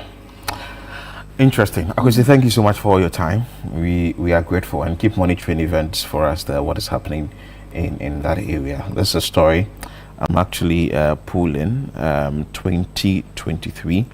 Like I mentioned, this story has been filed reports, and I don't know why the authorities, maybe there's financial issues, but maybe something could have been done. So in 2023, August 1, welcome to Botiano in Gas South Municipality in Ghana's capital, Accra. And if you have never been here, you may well double up for days comes in and soon future, when this ironic community that is a microcosm of everything Ghanaian will cease to exist. And it's true, because the way things are going, it looks like it's going to be washed off one it's day. going to be washed off one day. No, because it's sad. It's going to be washed off one day. So the way this article I'm actually reading, which was actually written by David Andel, says that poor and dangerous roads, perennial flooding, which is compounded by inadequate drains plus structures just about anywhere on waterways, dam side, hilltops, valleys, have rendered the community a gully town. And it's so true, because if you go to that area today, the place actually been rendered a gully town. There is the imminent threat of chaos everywhere. One tends. Buildings are on their knees, on the verge of collapse, with their owners too helpless. And it's true, because they are too helpless, they are running away. The waiting disaster is way beyond them, so there could be a disaster. The floods have dug the gullies and trenches visually, so under every building, and left these concrete structures also being in such a way that the population is also affecting the area. One in the English Ammanfrom constituency, the hotbed for political activities in elections. Some even think the constituency is a swing one. For the nation's two largest parties, the NDC and the MPP, have been handed the nod to hoist their flags there. A recent short video of some Botiano residents assessing their homes by descending down and also climbing up long ladders that sit in a gully that qualifies for a storm drain sent David Andor, who is a journalist who filed this thing, on a search for what is going on. And what he discovered, as told by the photographs that if you'd go and Google out this article, you see, has returned with points to the fact that Botiano is not losing only its shine, but its soul also. So gradually, the soul of the area is also vanishing. Maybe the authorities must take action and work on it, because if this is happening now, and we filed a report on it years ago, and sort of nothing has been done about it, some action must be taken. Residents claim a number of school children have died in flash floods following heavy rains, and of course the rains are here again. Walls have been eroded at the Red Top, Aboom and Aplaku suburbs, roads eaten away and the foundation of buildings exposed. Planks that may cave in under heavy weight litter the community and link up with shops where one may buy supplies. But the entire picture is unsightly and unhealthy, as the result of which many property owners have abandoned their investment. Maybe the producers can put the videos on the screen so that viewers can know what we are talking about. Botiano is the same community that is home to the popular West Hills Mall. So if you do not know where Botiano is, it's just behind, or it's not far from the West Hills Mall. The manufacturing group Zonda International and other ones, that is then Finney Fertility Hospital, where these businesses sit, is unaffected by the climate devastation, though. Ordinarily, it is a preferred choice for prospective middle and upper class citizens, largely as a result of the serene weather and greenery.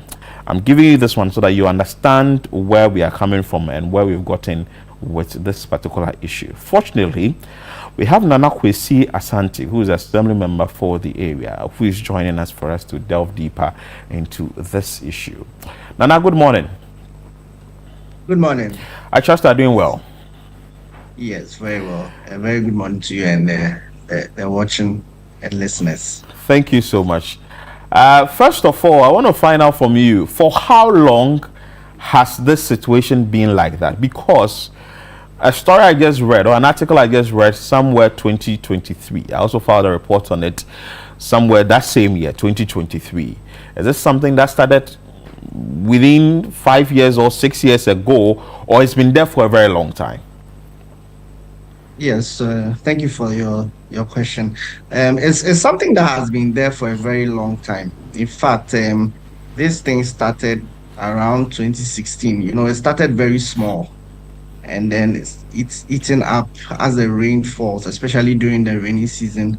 As and when the rain falls, then the erosion gets bigger and bigger and bigger. So it's something that started, let's say, it became very very serious around 2018 thereabout. So when it started, what was really the plan from the authorities to quickly address this, or it was left like this, like that, and is now escalated to what we are seeing now?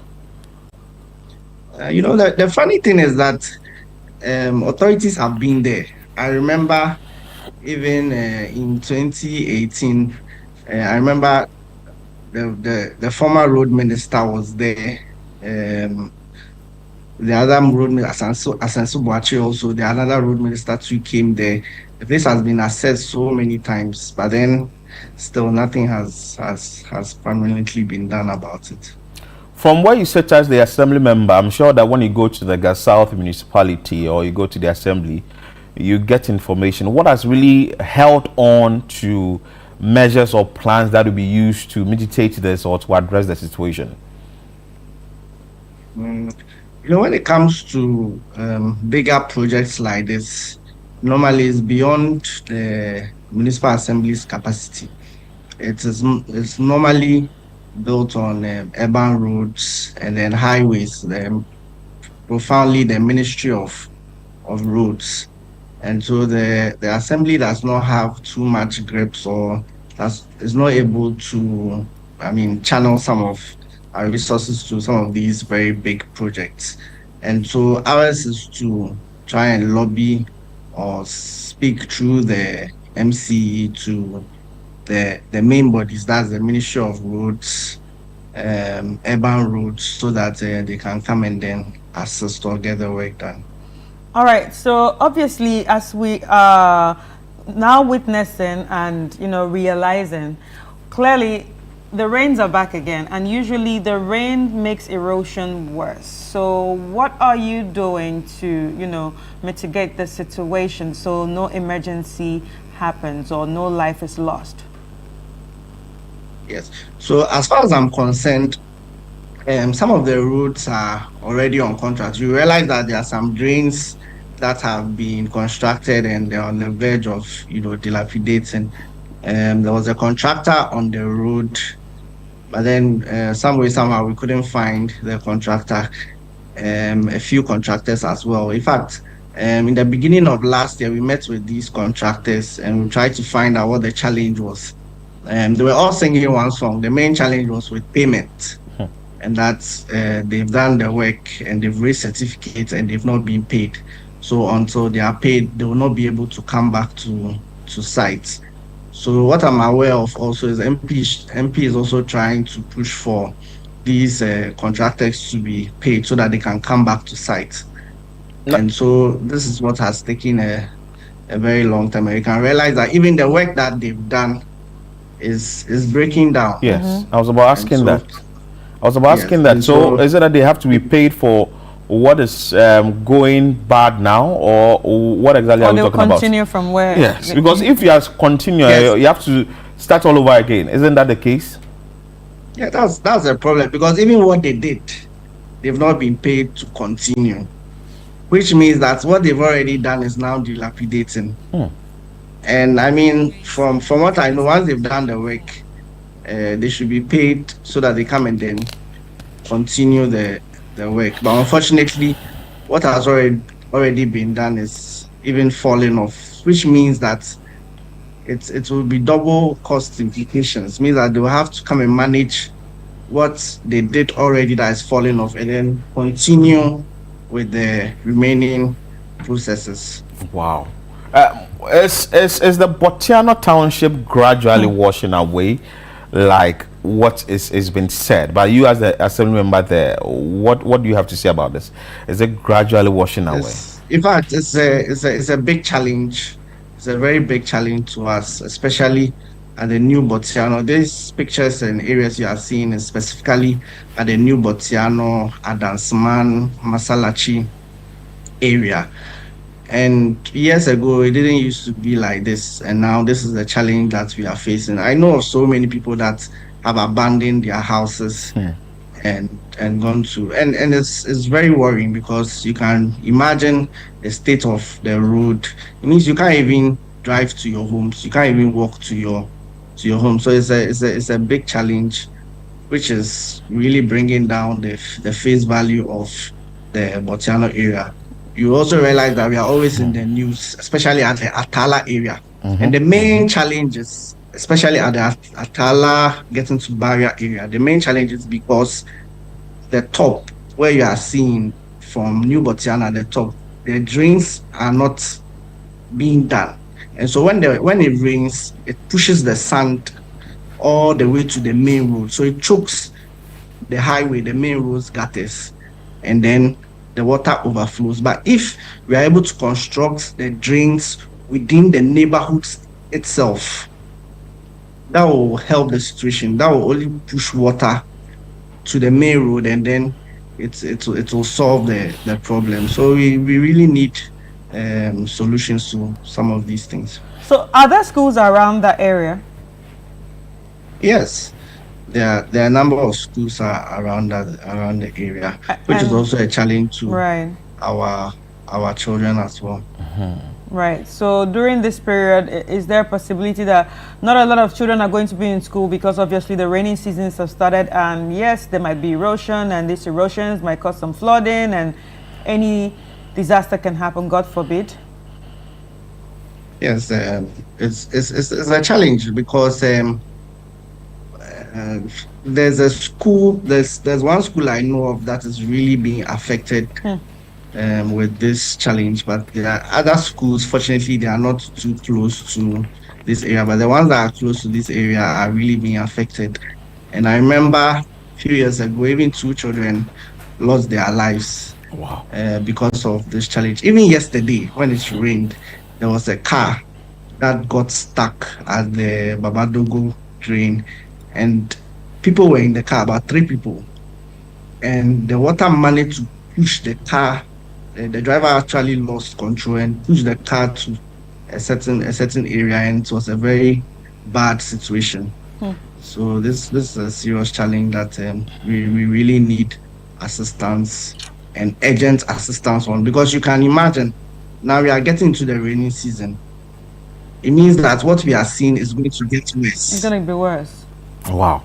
Nana, stay on for us. Let's talk to one resident. You also made mention that the areas like Adansiman and other places that you mentioned are the worst affected places. Grace Afadu is actually joining us. Grace Afadu, good morning. Good morning. How are you? I'm doing well, and you? Okay. I'm also doing well. First, let's find out from you, as a resident of the area, how is this issue affecting you? And also, have you moved out yet? As a resident of this community, when you talk about affect, I don't know the word to use for it. Because here is a case that when it rains, coming to the house is another issue. The drivers start charging high fares, and then they stop coming. So then you have to walk. Walking to your place, to crossing the gutter to also your home is another problem. You can also cross the gutter, so you have to be in the rain, or maybe find a kiosk or somewhere and then stay by till like it's over, or probably you get a hotel or something and you stay in town. So for this road issue in this area is very pathetic. And seriously, there's a lot of media and a lot of people have been here for interviews to be granted, and then now some people are even turning away from granting interviews because we are tired. Sure. We've said it all. Sure. We've seen it all. And it's just a 5 minutes rain, and then you can see the whole thing. The whole place is just flooded, just like that. And we are tired. Sure. Actually, we don't know what to say, and then we don't know what to do because the authorities they already know. Now we have our domes, whatever. All the TV stations have been here, CT, whatever. It is all. So we don't know, and then we don't even know who to send to. Right. Grace, are you a mother? Yes, please. All right. So now that the rainy seasons have actually begun, how are you going to advise your kids, especially when it comes to maybe going to school or coming back from school, especially during this season? Actually, when it rains like that, for now, what I'll tell parents that if you allow kids to stay home, that's the only option. Because some do not take the school back. Especially, and those of the kids who do not take the school back, it's dangerous for them. And sometimes too, the school bus has to even leave them. I remember some time ago, the school bus was coming and then it got just stuck somewhere. So my kids walk from the rain to the house. And then at that time, I think for me was like 4 years. So when I saw them, I seriously, I didn't know what to do. And I was shouting and I was like, why did the driver do that? At least. But the driver says that he couldn't do anything because the kids were just too much. And then we didn't even know how some of them managed to even get home because the car was stuck and all over. So the best thing to do is when the rainy season comes, most of the days, the kids have to stay home. Wow. Grace, so guarantee. Is it a land you purchased there and you've built your own property, or is a rented apartment? It's build my own property. You build. So tell us how it was before when you were going to buy the land in that area. Which year did you buy the land, and at what point did you realize that, well, the place is becoming this bad? Okay, actually, where I'm staying right now, I think it was half built. So then we came to buy. I think the owner also sold the place because of the road. Oh. Yes. So you probably didn't know. Yes. So I think when I came in to check the place, and I saw the gutter, at that time it wasn't actually so heat of this as we see right now. So I told my husband that, maybe probably some time to come, maybe a year or two, maybe they will come and fix it. So because rental fee in town is getting, outrageous. So let's manage. But I've seen that this year into it has come and passed, and nothing has been done. Even we are just pleading for just a major road to be done for us, because now we have this wooden road, and it's a major road that all pedestrians, all cars, and everything they pass on it. It's very dangerous. One thing in Ghana, we always want to wait for things to happen before we take action, and it's serious. We must stop this, because all our politicians, all our leaders, all go abroad and see all these things. So why do you have to wait for things to happen before you take action? Sometimes we don't know where to even turn to. Grace, hold on there for us. Nana, if you are still on, let's speak to you briefly. The assembly, is not really willing to talk about this, but for you being the assembly member of the area, any plans from your end or from the assembly's end to really rehash this conversation between yourself and the authorities? And the authorities, I mean the Roads Ministry or the Works and Housing Ministry. Yes, in fact, we are also doing our best. We are also lobbying so much. Myself, I'm always at the highways. If I'm not at highways, I'm at urban roads. The MP as well is also trying very hard to lobby. Some of the roads I'm aware have been packaged. I'm very much aware that urban roads have come to take inventory and packaging. I know some of them are also awaiting some approvals, but the problem is the time frame. Some have even been awarded, like I said earlier, and contractors are saying they've not been paid, so they are unable to come back to site. So those are some of the challenges, but we keep pushing and doing our best so that some of these things will be a thing of the past. But we still need a lot of assistance, especially also through your medium, to help us to reach out to, especially Minister of Youth, and to come to our aid, because we really need assistance, and we need it urgently. Wow. Right. Clearly, I can see that you are pushing a lot of efforts to actually get help for the community. But at the same time, I would like to ask, just like Grace said, this is not the first time that this is being talked about. And so many times, so many officials have visited year in, year out. And obviously, you're still saying that you're going out talking to these people year in, year out.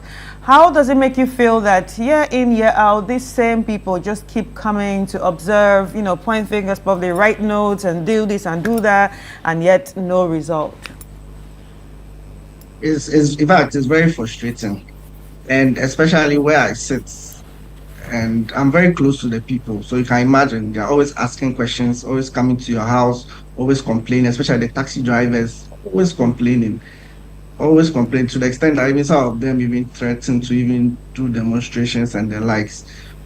Right. Most of the time you have to speak to them, try and calm them down. So it's very worrying. Right. So talking about taxi drivers and transportation, has transportation sort of like increased in that area, especially with the buses and the taxi drivers? Yes, especially during the night. Yesterday, for instance, was a typical example where I was just by a few people that were going into a taxi, and the taxi driver boldly said that because of the rain and because of how the road, he mentioned a particular area that we call Brodium, how the road has become, he's charging exorbitantly.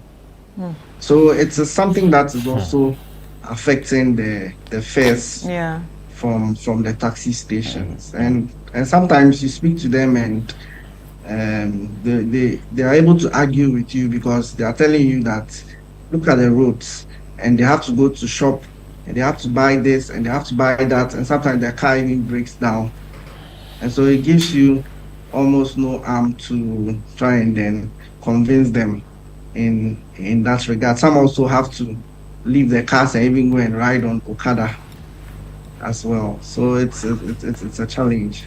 Wow. It's a challenge. Nana, thank you so much for your time.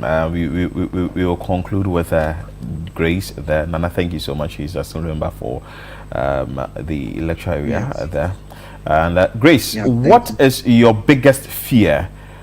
You said you gave yourself some 2 years, that within 2 years it will be fixed. What is your biggest fear as a resident in that area? My biggest fear is we might also pass out.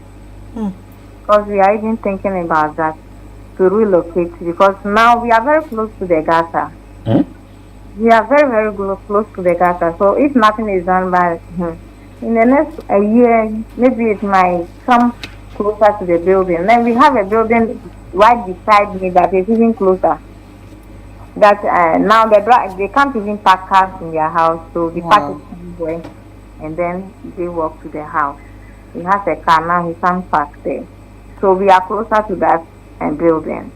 Wow. So if you are in town, say Kaneshi, Accra, or Doko, and it's raining, and you've not gotten home yet, how do you feel, or what is the action you take, or do you sleep in town and you do not go to your house? Yeah, especially my husband, who is always coming from the airport, for instance, he sleeps mostly in town. He gets a rest house or maybe a hotel or something, and then he rests there. And then, you know, when it happens like that, because he didn't plan, he didn't go with any other clothes and things, he has to call his boss for permission. And sometimes now, you know, banks do no permission, and then no. So it's frustrating. So then they are just complaining of going out to get a single room somewhere to rent and leave us here. Really? So that he will be in town and then go to work, and that will be favorable for him, because sometimes when it happens, his bosses are also complaining, and then he has nothing to also do. Was there any class action from yourself or residents in the area to the assembly or to the various authorities? Like you mentioned, the no, but nothing has been done about it. Has there been any action from residents yourself to ensure that the needful is done? Oh, for now, there's not been any action like any demonstration or anything. That is what I'm saying. That's only man himself has been to my house before. I don't think he will remember. And then he saw the gutter. So, we are with them. As he said, he's closer to us. So, what are we doing? What are we doing? We can't do anything. You speak, nothing happens. And then, now no one is even ready for demonstration because we think in Ghana after demonstration and so forth, nothing happens. So we are all just there and then always complaining. Do you feel helpless? Yeah, I do. Very helpless. So the next move for you is to relocate? Yeah, I think that's the only thing. It doesn't look like this is a community someone would want to rent. Not at all, because we have a lot of buildings here and then they've not been rented out. We have a lot of them. Now we have this Shesomami. They are now occupying all the buildings. About 80% of the buildings here are occupied by them. Then the owners are in town. They are all waiting for the road to be fixed before they come. Wow. But when you moved to this area, did it look like a new site, or you knew that, oh, okay, well then, like you said, within this place is very developed. Right. Because that they've moved out of the place. Like I'm also saying that maybe I may move. You get it? It's just that a lot of them have moved. But it's very developed. We have a lot of roads, everything. They have everything here. It's developed. It's not a new site. This place is not a new site. It's very. We don't even have a vacant land selling now. They are all occupied. Yeah, but do you know the history of all this erosion? Do you know at what point it started eroding this bad? No, I don't know the history. I don't know the history. But what I heard from people, that it was where I am right now. It was a major road. That's what they are saying. Yeah, that it was a major road, and it was very tiny. We started gradually. Right. Yeah.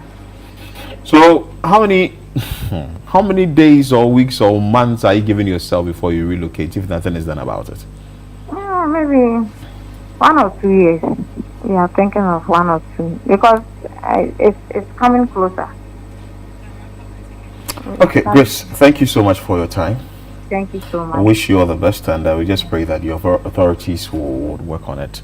It sounded so clear that she's helpless. She is helpless, obviously. Yeah. Who wouldn't be helpless? Because when you look at the buildings, if you are living in that sort of area, you're probably asking yourself, when is it going to be my turn? My turn? Yes. Not in a good way, not my turn for great things, but my turn for a tragedy, because that looks tragic. That looks very scary. Imagine sleeping in the middle of the night and it's raining and it just comes and sweep the earth under your home. That's the house colliding at once. That's it. That's the house entering the ground. And that is it. And that's it. And what even it's more pathetic is that what the contractors have done in the past. It's now deteriorated again. You have to start again. All over. I think something must be done about it immediately. Maybe the landscape, the area may have to be checked. You know, a lot of things go into it. And if you are also selling the land, that is how come these assemblies, when it comes to land sale, when it comes to the special use, LUSPA and all that, you must be part of these things, because, and also when you are buying a land, you must also try and check exactly where you are actually buying. Because I think that's one thing that we are missing. Yeah. That's one thing we're missing. We need the land, and we go and get it. I would have loved to ask the assemblyman that, but at the same time I was thinking that, okay, will he be the right person to ask? Maybe we need to ask someone that studied geography. Maybe we need to ask people in that industry that understand lands, because maybe the land you're not even supposed to build on it. You're not supposed to build on it. Maybe it's just reserved for a place that you understand. Maybe it's just supposed to be there or something. But the fact that we all want a place to stay, all want land. We all want to buy land. Everybody wants to own land. Exactly. So, because the reason why I'm saying that I'm concerned about this is because when I went there and I filed this report 2-3 years ago, my thinking was that something would have been done about it.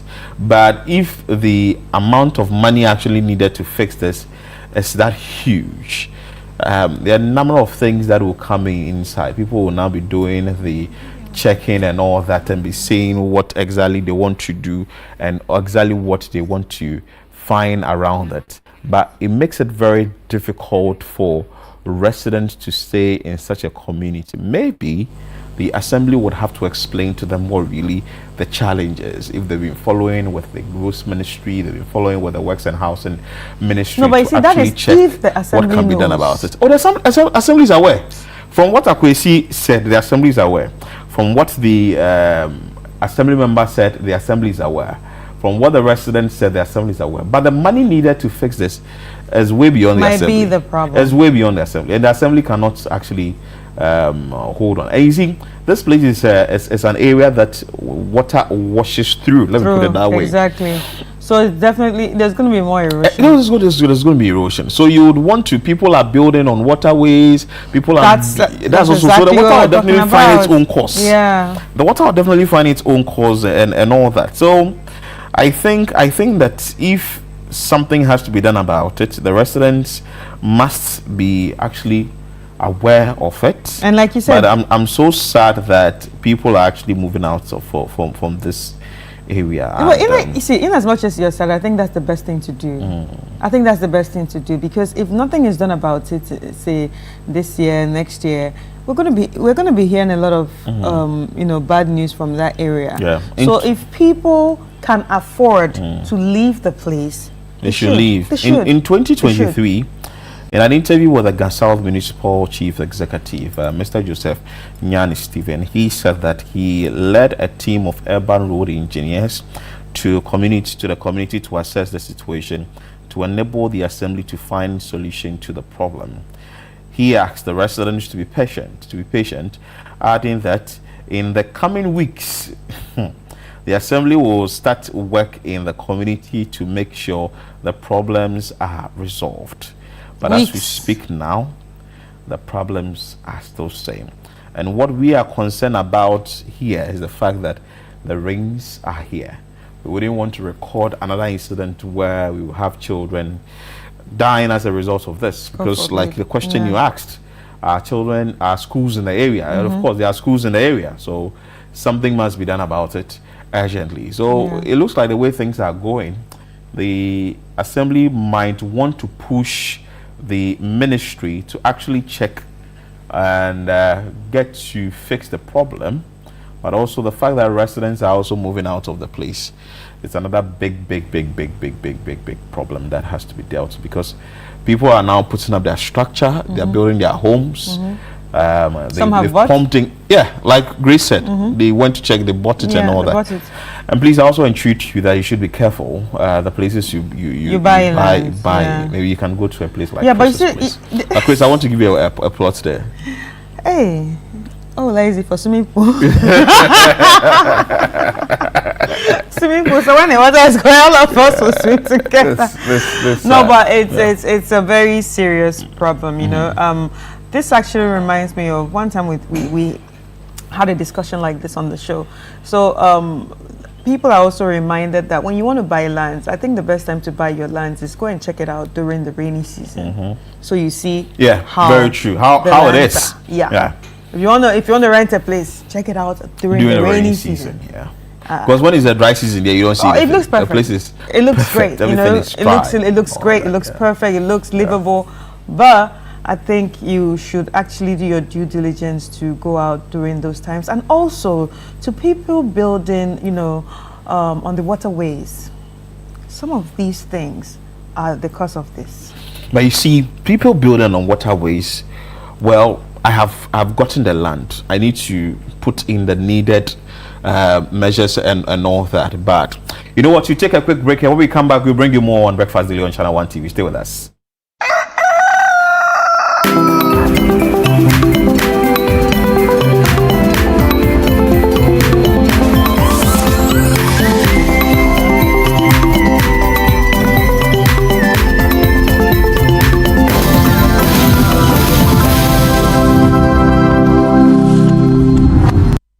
Family pressure can feel heavy, especially when love comes wrapped in expectations. But how do you honor your family without losing your voice? On Lifeline this week, we're having an honest conversation about handling family pressures, setting boundaries with respect, choosing your own timing, and living the life that fits your purpose. The importance of family cannot be overemphasized, but sometimes the influence of family can feel like a pressure and can even be overwhelming. Talk to us about the areas family can sometimes try to interfere. So you have areas like marriage. Okay. Your family wants, even if they don't want to choose a partner, sometimes they want to be able to tell you where not to marry from. Or where to preferably marry from. In some families, you're actually told, you're given a few families to pick from. You need to understand that boundaries are important and that you can still set them respectfully. Make a date with Bishop Fred Quenchimensa on Tuesday at 10 p.m. only on Channel 1 TV.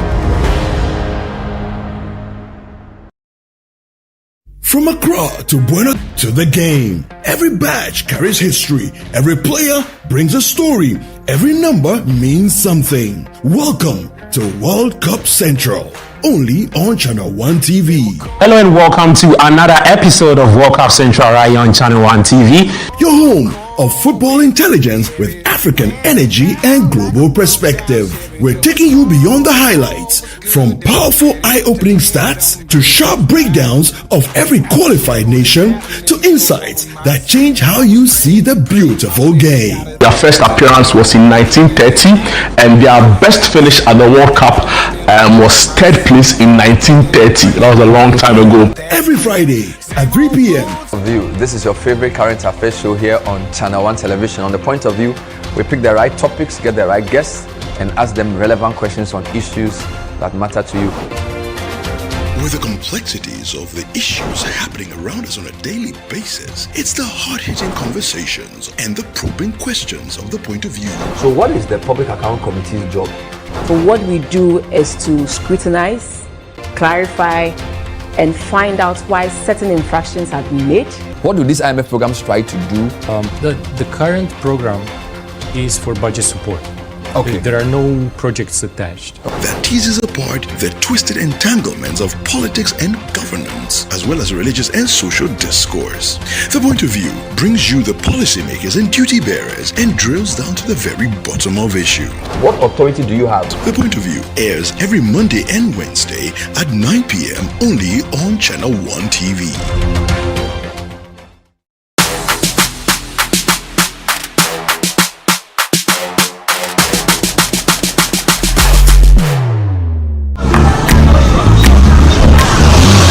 Hello everybody, welcome to Vox Pop Central. Who brought Coco to Ghana? Coco Mama Tisro. GRA, Ghana Registers Association. Do due diligence. Two diligences. I was like, how? Two diligences. You bamboozled me. You scatter me. Hey, what about them? We didn't want to scatter them. What do you call the song you sing to make babies sleep? We have many songs like Baby Careful in Bromamiete. Because hey! Ete like me nation habu Eshima Papa. What the? Amekoma ye habu foi. Okay, foi. So, whether it's a school, market, lorry station, or wherever I may find you, when you see me, Murife, don't run, don't run, don't run. Vox Pop Central airs Thursdays at 7 p.m. only on Channel 1 TV. In a nation full of questions, where truth often hides behind noise, one show dares to ask what truly matters Face to Face. With fearless clarity and a quest for accountability, host Umaru Sanda Amadou sits down with the movers and shakers of politics, governance, society, and business, confronting the issues that define our national conversation. Yes, I am Umaru Sanda Amadou. This is Face to Face, and you're welcome.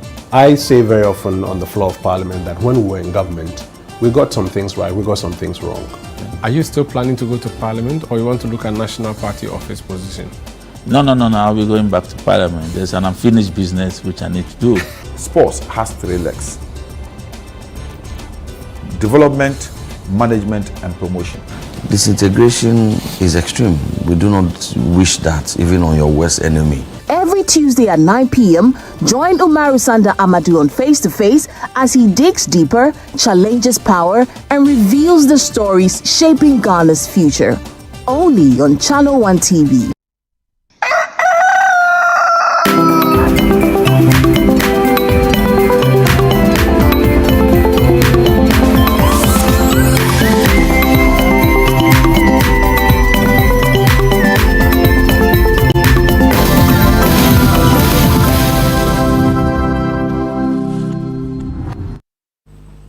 All right, welcome back, ladies and gentlemen. It's still Breakfast Daily right here. Now it's time for us to get into a conversation. And this conversation affects everybody.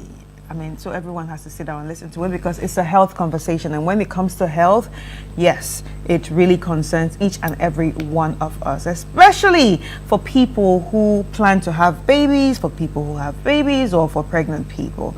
This conversation is for you. We're going to be talking about neonatal jaundice, and May is Neonatal Jaundice Awareness Month, and there is an all-week celebration happening. So we're going to be speaking to Dr. Elsie Amo-Mensah, who's a pediatric resident, Dora Judith Sechibe Jan, pediatric nurse specialist, and Ama Kisiwa Gezi Otu, neonatal nurse resident at GCNM. You are welcome. Thank you. All right, you're all in yellow. Yeah. That's the color of jaundice. Yeah. All right, so let's get straight into the conversation. What is neonatal jaundice? I already have an idea of what jaundice is, but now neonatal, what is that? Okay, basically neonatal jaundice is not actually a disease, but it's a sign that your baby is seriously ill. It's a sign, it's not a disease yet. No. It's a sign. So when you see that your baby is yellow, the eye is yellow, the skin is yellow, it can even be under the tongue, you should be concerned about it. Let's do that again. When I hear jaundice, I only thought it was the eye being yellow. No. So the eye, yes, the skin, yeah, the what again? Then the tongue, under the tongue. Yeah. Oh my. So it starts from the face, the head. It goes down to the trunk, the body, it stretches to the knee, and then under the foot. So when it enters there, when you see that the jaundice is actually, you've seen the jaundice under the foot, that means it's actually very dangerous and you need to act fast. So does it work like this? Yes. Exactly. So it just goes from up to down. Wow. This is, wow. So this is how it looks. So a baby's color shouldn't be like this. It shouldn't be yellow. No. So this is not just about the picture. This is it's a jaundiced baby. A baby who is actually really jaundiced. Very, very jaundiced. So it shouldn't be like this. Okay. Yeah. So when you see that your baby's eye color has changed, and then the skin too has changed, please, you have to come to the hospital. All right. You don't need to wait at all. All right. So we're talking about babies. From what age to what age, and when do people really realize this? So basically, when we are creating awareness on neonatal jaundice, so when we say neonates, it's from birth to 28 days of life. Right. So that's the neonatal period. So the jaundice in that period can be very detrimental and is significant, and that's what we are creating awareness about. Right. So Doc, she talked about it being a sign that there's something wrong with the baby. So what is usually wrong with the baby when you check? Because I'm sure you have dealt with a lot of babies. Yes. Okay, so there are different causes of jaundice. Like we said, it's a sign, just like you can have fever as a sign of illness. Fever is not the disease itself, but it tells you that something is going on in the body. So in the same way, jaundice tells us that something is going on in the body. So there are different causes, like I mentioned. You can have some of the common causes that we have for jaundice in a setting is mostly due to the fact that in general, jaundice is due to the breakdown of red blood cells. So red blood cells are cells in the body that takes oxygen around the body. So when you breathe in, it's picked up by the red blood cells. It goes around the body. And then that's how come we are all living. So those red blood cells, they have a lifespan. After a number of days, they just break down, they die off. It's a usual thing in everybody, even adults. But when they break down, the substance that they release, which is a waste product of their breakdown, is called bilirubin. Bilirubin. Yes, and it's the bilirubin that causes the yellowing of the skin and the yellowing of the eyes and the mucous membranes we spoke about.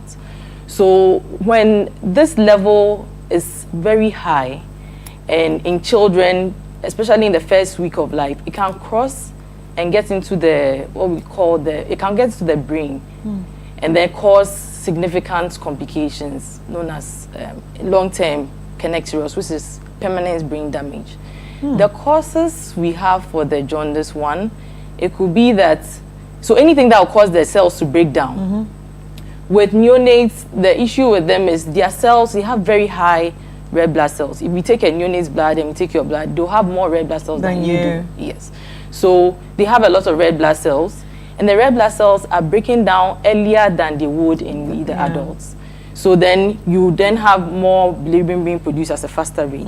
In addition to that, their liver is not matured enough to be able to handle the waste product, because the liver is what deals with the waste product called bilirubin. So if it's not matured enough, it cannot get rid of the bilirubin, and the bilirubin remains circulating in the body and can easily enter the brain. So anything that will cause the red blood cells to break down will cause jaundice. And one of the common things in our setting, we have ABO incompatibility, whereby the mother's blood and the baby's blood is not too compatible. So usually it happens in mothers that have blood group O. So if mother has blood group O and baby has another blood group, mother produces antibodies against the baby's blood group and then breaks down all the red blood cells of the baby. So because she's carrying the baby. Yes. Yeah, so all that has been happening during pregnancy. Yes, it can happen during pregnancy, but there are certain factors that prevent some of them from being so overt. But when they come out, then it becomes more significant. Yes. So they break down all the baby's red blood cells, or most of the baby's red blood cells, and you have a lot of circulating bilirubin. We also have what we term the resource factor. So I don't know if you've heard, you say people have O negative blood, O positive blood. O negative means they don't have that factor called resource. So if a baby has the factor, which is like you would have gotten from his father, then the mother recognizes that as a foreign body and starts attacking the baby's red blood cells. So that also causes the red blood cells to break down. Then we have other things known as G6PD, where mother has it's a defect in a certain enzyme that has to do with the red blood cells, and for that it can be inherited. So mother can have G6PD partial defect or full defect, and then can pass it on, and then we'll pass it on to baby. So when baby has that G6PD defect, it makes the red blood cells break down more easily. Right. Also breastfeeding, we also have causes like breastfeeding jaundice. Yeah. Where so right now the new name for breastfeeding jaundice is suboptimal intake jaundice, because we don't want mothers to feel guilty. Yeah. So they are breastfeeding all right, but it's not adequate. Especially maybe new mothers, it's become a bit difficult for her to breastfeed. Baby's not attaching well, so then the baby's not taking in enough, and as the intake is not optimal, it's not allowing the bilirubin in the gut to pass on into the stool. So the body reabsorbs it and it gets back into the body, and that can cause increased bilirubin in them. There are so many other factors. Wow. But these are the ones that I think we'll highlight on. Wow. This is actually very interesting and very, eye-opening. But now, May is, Jaundice Awareness Month, and you guys are all in yellow. So are we celebrating, or is just awareness? Tell us about the whole. Okay, so it's mostly about awareness, because we have some myths out there some misconceptions and some practices that do not help in managing jaundice. Like what? So, for instance, Doc mentioned Jesus PD as a deficiency. And if you have that condition, you are not to go close to anything that contains sulfur. Oh. Yes. Okay. And in the past, we know usually when mothers are preparing to go and give birth, they put camphor into their things, which is the #1 cause of jaundice in our newborn. So we are here to say all those things. Now we have a lot of air fresheners. We have things you can put in your clothes. So you read sprays. Yes, you read your labels. If it has sulfur and you are not sure of your Jesus PD status, stay away from it, because your baby might come into contact with the cord sheets, and by the time you realize the red blood cells break down and baby is jaundiced. And now we are saying if your baby has jaundice, there is nothing like we are going to put under the sunlight. Oh yeah. It's something we've been doing in the past. Yeah. Somebody will ask why. Because you don't know what is causing your baby's jaundice at the time. So when you go and put under the sunlight and it is Jesus PD deficiency related, how do you get it? And now we are advising against giving glucose. People give coconut water. All those things are things of the past, and we are staying away from it. Now we have the blue light, which is the phototherapy. So when you come to the hospital, we check your blood, see what is causing your jaundice, then we manage accordingly. Because we don't want our babies to get connectorus, which we mentioned as a complication of jaundice. Then now our babies will start behaving in a way which does not help. So we are here to tell everybody that we have phototherapy as the management, the key management for jaundice. Come to the nearest hospital and your baby will be treated. Right. So how long does phototherapy take? So it depends on your level of when we check bilirubin, when we check the blood levels of bilirubin and it's high, you might be under the photo for a longer period as compared to, and we have different types. We have the mild, moderate and the severe phototherapy depending on your condition. Yes. So we are here to tell everybody that neonatal jaundice is real, it's happening. We have a lot of babies coming in, but the good thing is early detection saves lives. So when you come early, we treat you well, then you go back with your baby. Right. Yes. So where can people get more information about this? Anyway, they can read online, and as we are also doing, we are creating the awareness. We want everybody to know that when your baby is yellow, or when you see that your baby's eye color has changed, do not panic. Kindly seek the right information. Come to the hospital, get treated, because when you get treated early, you can go home. So that there wouldn't be any complication later on. Right. Okay, thank you so much. I really enjoyed this conversation. It was really nice having you in the studio. Ladies and gentlemen, we've been speaking to Dr. Elsie Amo-Mensah, who's a pediatric resident, Dora Judith Sechibe-Jan, a pediatric nurse at nurse specialist, and Amma Kisiwa Gezi Otu, a neonatal nurse resident at GCNM, and it's been all about neonatal jaundice week, and I'm sure you've heard it. So if you see that your baby is turning yellow, please go straight into the hospital. Do not try to self-medicate at home. Do not try to self anything at home, or try to take him under the sun or take her under the sun. Please go to the hospital, because they have better ways now to treat this condition. Anyway, ladies and gentlemen, we'll take a quick break, and when we come back, the show continues.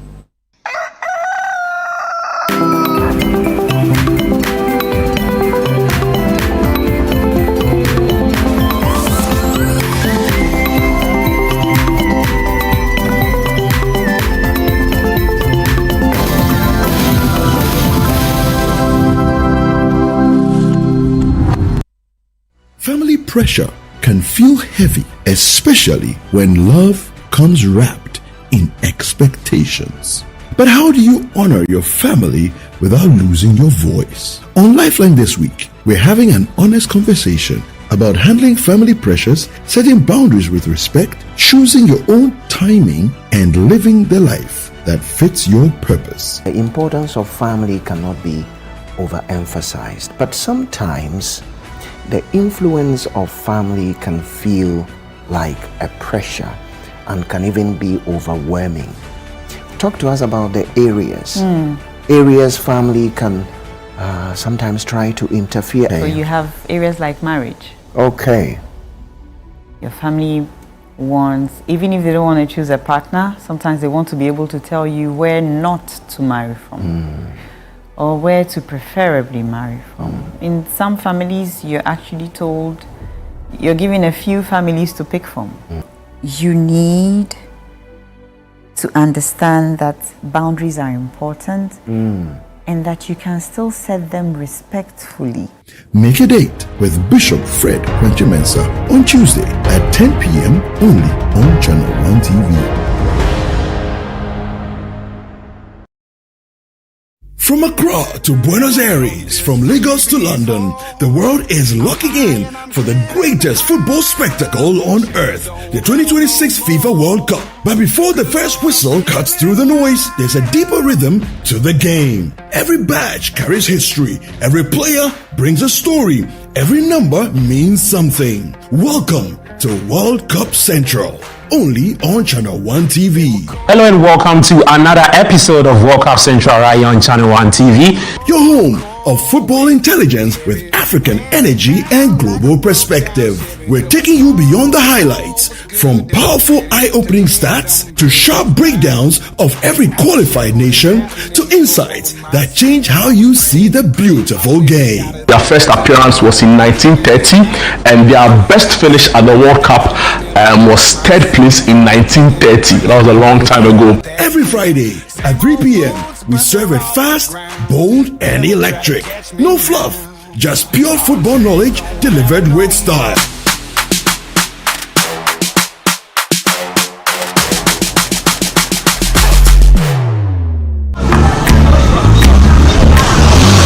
Hello everybody, welcome to Vox Pop Central. Who brought cocoa to Ghana?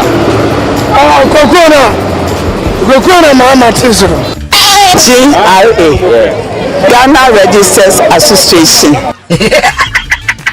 Do due diligence. Two due diligence. I was like, how? Two due diligence. You bamboozled me. You scatter me. Hey, what about them? We didn't want to scatter them. What do you call the song you sing to make babies sleep? We have many songs like Baby Careful in Bomamiete. Because, hey! Ete like me nation habu Eshima Pahapa. What the? Amyekoma ye habu foi. Okay, foi. So, whether it's a school, market, lorry station, or wherever I may find you, when you see me, Murife, don't run, don't run, don't run. Vox Pop Central airs Thursdays at 7 p.m. only on Channel 1 TV.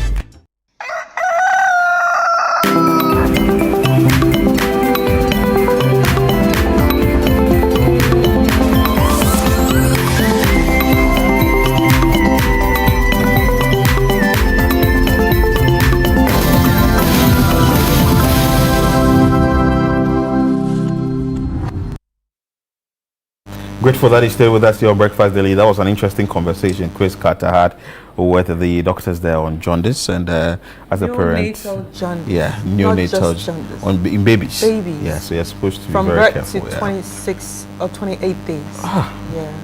And the symptoms and everything were, but read about it, and so that you'll be able to protect your child, especially with is it GD6P or whatever the word is. Yeah. In the blood. And anyway, it's now time for us to talk about sports, and Yao Ment is in studio. Yao Ment, how are you doing? I'm doing very well. So yesterday, the athletics competition ended, and we thought we would do host and win. It didn't go well for us. It didn't go well. I mean, and you can make an argument if you go down the path of maybe the medal counts. But at the end of the day, thing is, Ghana did not win a gold medal. At all. So but bronze and silver we had. Yes, bronze, silver, we had. So that's the biggest takeaway. We did not win a gold medal. And that for me was very disappointing. That we hosted it and we had defending champions in it, or we went into some events as defending champions, particularly the 4x100 men's relay, and we couldn't even defend it. And the fact that we couldn't score any gold medal in any of the events that we participated in. And yeah, that's very disappointing. We got a couple of bronze, Alexa Mankwa, 800 meters, the 4x100, men's relay, 4x100 women's relay, bronze. Yeah, it wasn't encouraging. Well, it wasn't brilliant, but encouraging. I'll hand it over to just one group. That was the women's relay team. Yes, well, because it's mainly made up of SHS students. Oh, really? Yes, mainly made up of SHS students. Wow. Yes, and one lady, Janet Kwatin, she's in UCC, and so for them to be able to compete at this level and win bronze, that for me tells me that we have a bright future. And in the next 2 years, the Olympics will come. The Olympics will happen in Los Angeles in the States in 2 years. These ladies need proper structure, they need proper training, proper coaching, and they will be able to come good. Because Gladys Boateng, she's from St. Louis. Aisha Jafar, she's popularly known as Odo Brony. She's from TI Amas. Oh, okay. They are SHS students, and they ended up winning bronze for Ghana in the women's 4x100 relay team. International level. Yeah, international level. So that tells me that okay, yes, overall we didn't do brilliantly well. Medal counts wise, the organization itself has its own issues. But if there's anything I can take away from this particular games that was positive, it was the performance of the women's 4x100 relay team. That for me gives me a lot of joy and a lot of confidence that if they can get the right training and structure, they can come good and get Ghana some medals. Because at this point, you can clearly tell that we've moved over to the next generation of athletes. We've moved over to the next generation of athletes. And now I'm looking at what will happen to the men's category, because after 2028, Max, Azamati and Co, they will leave, Joe Paul, they will leave the scene. And who is coming through? That's my biggest concern about it. But for the women, they've already shown that yes, they are ready to take over. Wow. Yeah, they're ready to take over. Yeah, there's a future. There's a future in there. And so yeah, that was the wrap on the athletics. And then on the football side, Midiama, they also ended up winning the Ghana Premier League title. They ended up beating Bando House of Lions by 5-2, and in that sense, they established a 7-point lead over BBN Gold Stars with just 2 games to go. And so what that means is that even if they lose all their remaining games, BBN Gold Stars won't be able to catch them. And unfortunately for BBN Gold Stars, they also lost to Dreams FC here in Accra. And so yeah, congratulations to Midiama SC. They have won the 2025-2026 Ghana Premier League title. And that is happening in Ghana. Antoine is also doing something. Yeah, Antoine is also doing big things with Manchester City. Manchester City. Yeah, he won. Why did they do the Blues like that? I mean, that's beautiful. Yeah, look, they were even lucky that they ended up just conceding a goal because they were no good. They could have been more, and they were no good. What is happening with the Blues? The thing is, Man City, a lot of people expected Man City to win, so it wasn't surprising. Because Chelsea are in just shambles, changing coaches here and there. The team isn't doing well. Players look a little bit demotivated and ready to exit the club season and start preparing for the World Cup. Those whose nations have qualified to the World Cup. Oh yeah, a lot of them are in the Chelsea team. But it's Antoine's goal was in Tombs. Oh, it wasn't in Tombs. And you see, that's the thing. When Rooney even spoke about it and he said that kind of goal, it was instinctive. Look at the goal. He said it was instinctive. Look at the goal. Yeah, you see. Did he look at it? Did he know that? He meant it. He meant it because the ball was behind him, and so he had to improvise. Okay. And if you have to improvise and score a goal like that, that means it's built in you. It's built in you. And when Rooney of all strikers said that's an instinctive finish. If you don't have the instinct, you can't finish like that. It's plain and simple. It's no intoms. It's no intoms. And what this means is that you see that? Yeah, Semenyo has now bagged 2 titles ever since he moved to Manchester City. He won the Carabao Cup, and now he's won the Emirates FA Cup. Yes, it's good for him. And like you said, the place you stand, so is the place. Yeah, and so we are looking at a situation where, if they can make it win the Premier League title, because later tonight Arsenal are taking on Burnley. If Arsenal win it, then they are super close to winning the title. But if they draw, then yes, indeed, Manchester City have a chance of winning the Premier League title, and that will be some story to be able to win 3 titles since moving to Man City. 6 months. Yeah, 6 months. He moved to Man City in January. So that would be that would be something. So that would be something. So I'm looking forward to what will happen later tonight in the game between Arsenal and Burnley. So that's one to look out for. Yeah, that's a wrap. Thank you so much. Happy birthday to Kofi Hayford of Multimedia Group. I wish you all the best in what you do. Keep shining, keep soaring, and keep smiling. This is from Sinam, Jemima and friends of AUCB.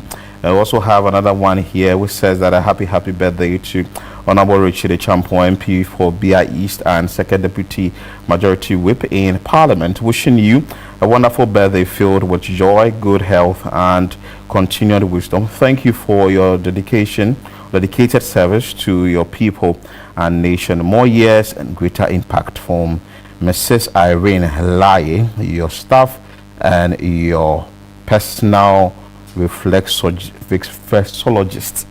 Anyway, that's it. So that's how we wrap up today's edition of Breakfast Daily here on Channel 1 TV. Nanasi Fobuatin started the show. I am Philip Nilate. And my name is Chris Carter, and thank you so much for watching. See you tomorrow right here at the same time for Breakfast Daily, but keep watching Channel 1 TV.